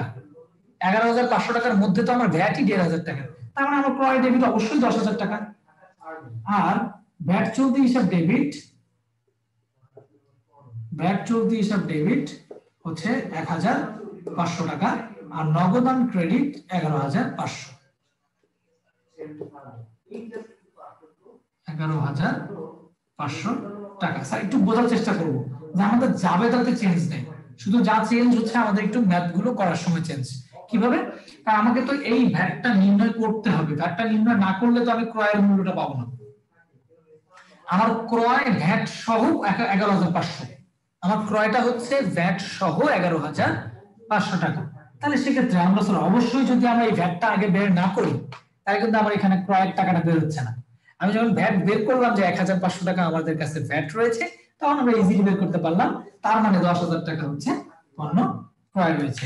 আর এই যে ভ্যাট চলতি হিসাব ডেবিট আছে 1,500 টাকা, এটা আমাদের আপাতত বুঝাচ্ছে যে সম্পদকে, আপাতত সম্পদকে বোঝাচ্ছে। এই ভ্যাটের সেম কাহিনীটা হুবহু একটা দেখাই দিব, শুধু হুবহু হচ্ছে বিক্রয়ের ক্ষেত্রে। একটা হচ্ছে যে বিক্রয়ের ক্ষেত্রে আমাদের যদি এভাবে বলা থাকে প্রশ্নে যে পণ্য বিক্রয়, পণ্য বিক্রয় 20,000 টাকা, হ্যাঁ, আলাদা করে বাইরে বলা আছে হচ্ছে ভ্যাট, ভ্যাট তো অবশ্যই 15%, পণ্য বিক্রয় 20,000 টাকা, ভ্যাট হচ্ছে 15%। এটা যেহেতু আলাদা করে বলা আছে আমাদেরকে খেয়াল করতে হবে যে জাবেদা কি হবে। আগে ভ্যাটটা বের করে নিই, 20,000 গুণ 15%, 15% মানে কি 15 দিয়ে গুণ 100 দিয়ে ভাগ, 15 দিয়ে গুণ 100 দিয়ে ভাগ। অর্থাৎ আমি যদি দুইটা শূন্য কেটে দিই, এখানে দুটো শূন্য কেটে দিই, এখানকার পূর্ণ সংখ্যা হচ্ছে 15, এখানকার পূর্ণ সংখ্যা হচ্ছে 2, তার মানে 15 দুগুণে 30, আর কটা শূন্য বেঁচে আছে? দুটো শূন্য বেঁচে আছে। অর্থাৎ আমার ভ্যাট হচ্ছে 3,000 টাকা। স্যার ভ্যাটটা কিন্তু বাহিরে আছে, ভ্যাটটা কিন্তু বাহিরে আছে, অর্থাৎ আমি বিক্রি করেছি 20,000 টাকায়, বিক্রি করেছি 20,000 টাকায়। তাহলে আমার এখন ম্যাথ কি হবে? এখন জাবেদা হচ্ছে নগদান ডেবিট। দেখো আমরা যে 20,000 টাকার পণ্য বিক্রি করেছি, পণ্য বিক্রি করার সময় কিন্তু ভ্যাটটা আমরা পাই, পণ্য বিক্রি করার সময় আমরা ভ্যাটটা পেয়ে থাকি। তাহলে 20,000 আর 3,000 কত হবে? নগদানে আমরা পেয়েছি 23,000 টাকা। আর এখানে স্যার বিক্রয় হিসাব ক্রেডিট 20,000 টাকা, বিক্রয় ক্রেডিট 20,000 টাকা, এবং ভ্যাট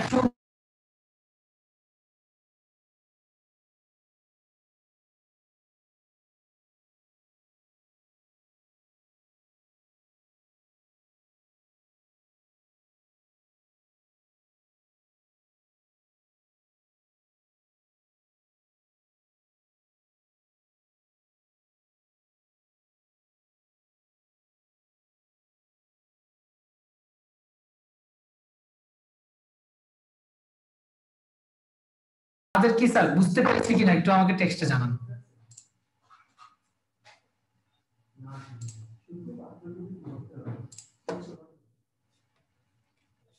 বুঝতে পেরেছি কিনা একটু জানাবেন স্যার ভ্যাটের এই বিষয়টা।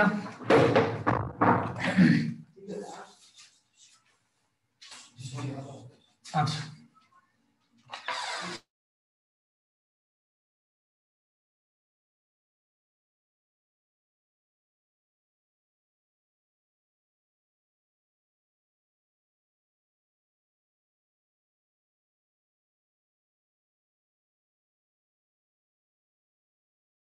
বিষয়গুলো ভালো করে খেয়াল রাখবেন, কারণ এই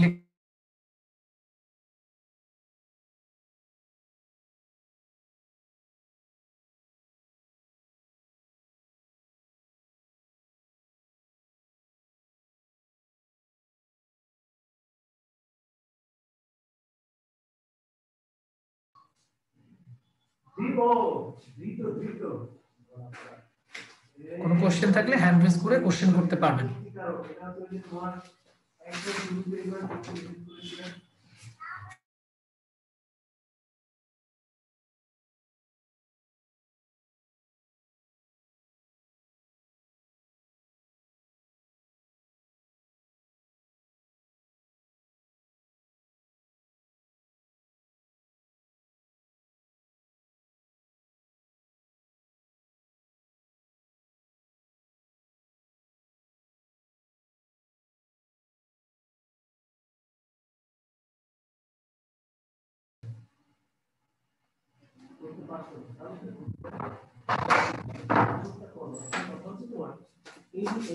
ঠিক আছে, ঠিক আছে, যারা পার্টিসিপেন্ট রয়েছেন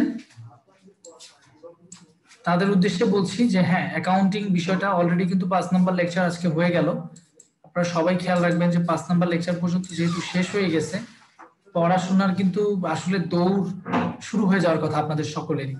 যারা যারা আসলে ঢাকা বিশ্ববিদ্যালয়ে আগ্রহী আছেন তাদের আসলে বসে থাকা যাবে না। এই যে 5টা লেকচার হয়ে গেছে, 5টা লেকচারের যতগুলো এখানে এমসিকিউ গুলো দেয়া রয়েছে লেকচার শিটে, সেই এমসিকিউ গুলো প্র্যাকটিস করা হয়েছে কিনা এটা দেখতে হবে। তার সাথে সাথে প্রত্যেকটা এমসিকিউ বুঝতে পারলাম কিনা, এবং যে যেখান থেকে পড়ছি পড়াশোনা করছি, যদি আশেপাশে কোনো কোশ্চেন ব্যাংক থাকে যে কোনো বাজার থেকে, হ্যাঁ, যে কোনো বাজার থেকে তোমরা কোশ্চেন ব্যাংক নিতে পারো। কোশ্চেন ব্যাংক নিয়ে তোমরা ঢাকা বিশ্ববিদ্যালয়ের এমসিকিউ গুলো একটু একটু প্র্যাকটিস করে দেখতে পারো, যে তুমি যদি গত বছর পরীক্ষা দিতা তাহলে কত মার্কস পাইবা, হ্যাঁ, কত মার্কস পেতা, এটা আর কি মূলত।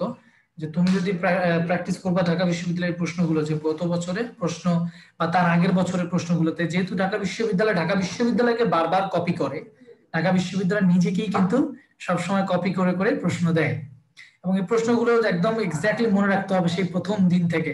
আমরা কোশ্চেন ব্যাংক কি যে কোনো একটা নিলেই হবে? হ্যাঁ হ্যাঁ, যে কোনো একটা, মানে তোমার প্র্যাকটিসের জন্য অ্যাকচুয়ালি তোমার কোশ্চেন দরকার। কোশ্চেন ব্যাংক মানে কি, কোশ্চেন দরকার, কোশ্চেন গুলো পাচ্ছ কিনা, বা তাদের একটা তো অ্যান্সার দেওয়া থাকবেই, সেটার জন্য আসলে সুবিধা হবে। হ্যাঁ, ওবায়দুল্লাহ, হ্যাঁ অবশ্যই। আচ্ছা, আপনাদের উদ্দেশ্যেও বলছি, কোনো প্রয়োজন হলে অবশ্যই আপনারা নক দিতে পারেন আমাকে। জাহাঙ্গীর আলম বাঁধন এই আইডিতেই আমরা, আপনারা নক দিও আমাকে জিজ্ঞেস করতে পারেন। কোনো পড়াশোনা রিলেটেড যদি কোনো প্রবলেম থাকে তাহলে সেক্ষেত্রে আমাকে অবশ্যই আপনারা জিজ্ঞেস করলে আমি আপনাদের অ্যান্সার দেওয়ার চেষ্টা করব যখন আমি ফ্রি থাকবো। ঠিক আছে, আর যে কোনো একটা কোশ্চেন ব্যাংকই নিতে পারেন, বাজারে যেটা আছে আপনার আশেপাশে পাওয়া যায়, নিয়ে প্রশ্নগুলো নিয়ে নিজে নিজেই তো অ্যানালাইসিস করা যায়। ঠিক আছে, ইমাম হাসান হ্যান্ড রেজ করেছো, কিছু বলবেন? হ্যাঁ ভাইয়া, আমাদের যে রিটার্নের জন্য মানে কোন বইটা কিনে মানে সাজেস্ট করলে ভালো হতো। আচ্ছা আচ্ছা, রিটেনের জন্য বই অ্যাকচুয়ালি বাজারে কিন্তু তেমন একটা আহামরি বই বের হয় নাই, বা সব কোচিংই বের করছে এরকম কিছুই না।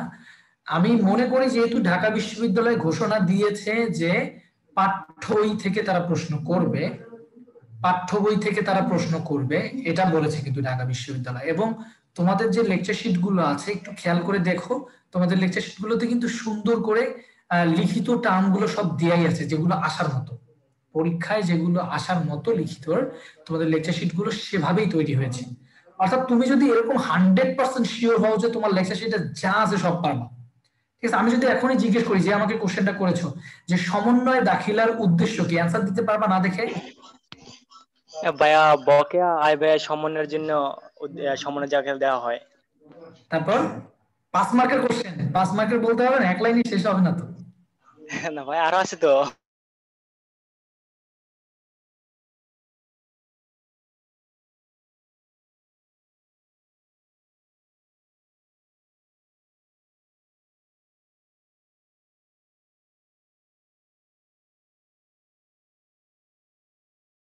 কনফিডেন্টলি সব শেষ করছো কিনা, কারণ এটা এখানে কিন্তু তোমার লিখিত এবং এমসিকিউ ওভারঅল সবই হয়ে যাচ্ছে। আর এই লেকচার শিটটা সাজানোই হয়েছে সেভাবে, লিখিত এবং এমসিকিউ সবকিছুর জন্য। এছাড়া যদি তোমরা কোনো কিছু এক্সট্রা বই কিনতে চাও, রাজন ভাইকে জিজ্ঞেস করতে পারো, বা যার সাথে যোগাযোগ হয় তোমাদের কোঅর্ডিনেটর যিনি আছেন তার সাথে তোমরা যোগাযোগ করতে পারো, বা কিছু কিছু জিনিস আছে কাউকে জিজ্ঞেস করতে হয় না, এটা নিজের মতো করে মাতব্বরি করতে হয়। অর্থাৎ বাসার আশেপাশে যদি কোনো লাইব্রেরি থাকে, লাইব্রেরি থেকে একটা বই নিয়ে দেখতে পারো যে আসলে কি ধরনের তারা প্রশ্ন দিয়েছে লিখিত বইতে, দেখতে পারো অ্যাকচুয়ালি। কিন্তু আমি মনে করি এখানে যে তোমাদেরকে যে শীটটা দিয়েছে এনাফ, একদম চান্স পাওয়ার জন্য লিখিততে যে পয়েন্টগুলো দিয়েছে সবগুলা এই লেকচার শীটগুলো যদি সলভ করে যেতে পারো ইনশাআল্লাহ আটকাবে না, আশা করছি আমি। ঠিক আছে স্যার, বুঝতে পেরেছি যে কোশ্চেন করেছিলেন? জি স্যার ভাইয়া, বুঝতে পারছি। ঠিক আছে, থ্যাংক ইউ ভাইয়া। ওভারঅল পড়াশোনা করেন সবাই, ভালো থাকেন সবাই। হ্যাঁ, আর পরবর্তী ক্লাসগুলো মনে হয় অ্যাকাউন্টিং সেকেন্ড পেপারে শুরু হয়ে যাবে, বাট ফার্স্ট পেপারে কিন্তু অলরেডি যত লেকচার হয়ে গেছে কনফিডেন্টলি যেন সবগুলো লেকচার যেন সবারই সলভ থাকে এবং সবগুলো কোশ্চেনের যেন অ্যান্সার সবার জানা থাকে, এভাবে সলভ করে রাখবেন। কোশ্চেন দেখলে যেন অ্যান্সার মাথায় চলে আসে। ঠিক আছে স্যার?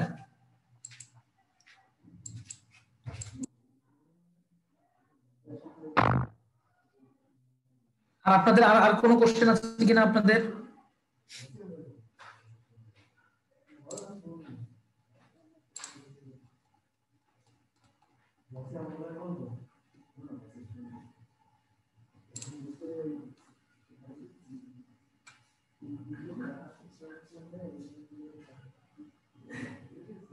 ঠিক আছে স্যার, তো ঠিক আছে, আপনাদের যেহেতু কার কোনো কোশ্চেন নেই, হ্যান্ড রেইজও করছেন না, তা আমি চাচ্ছি যে আপাতত আজকের জন্য ক্লাসটা শেষ করতে।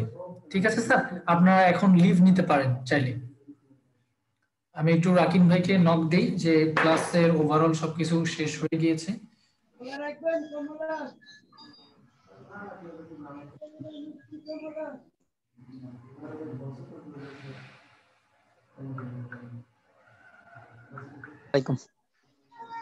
ওয়ালাইকুম আসসালাম।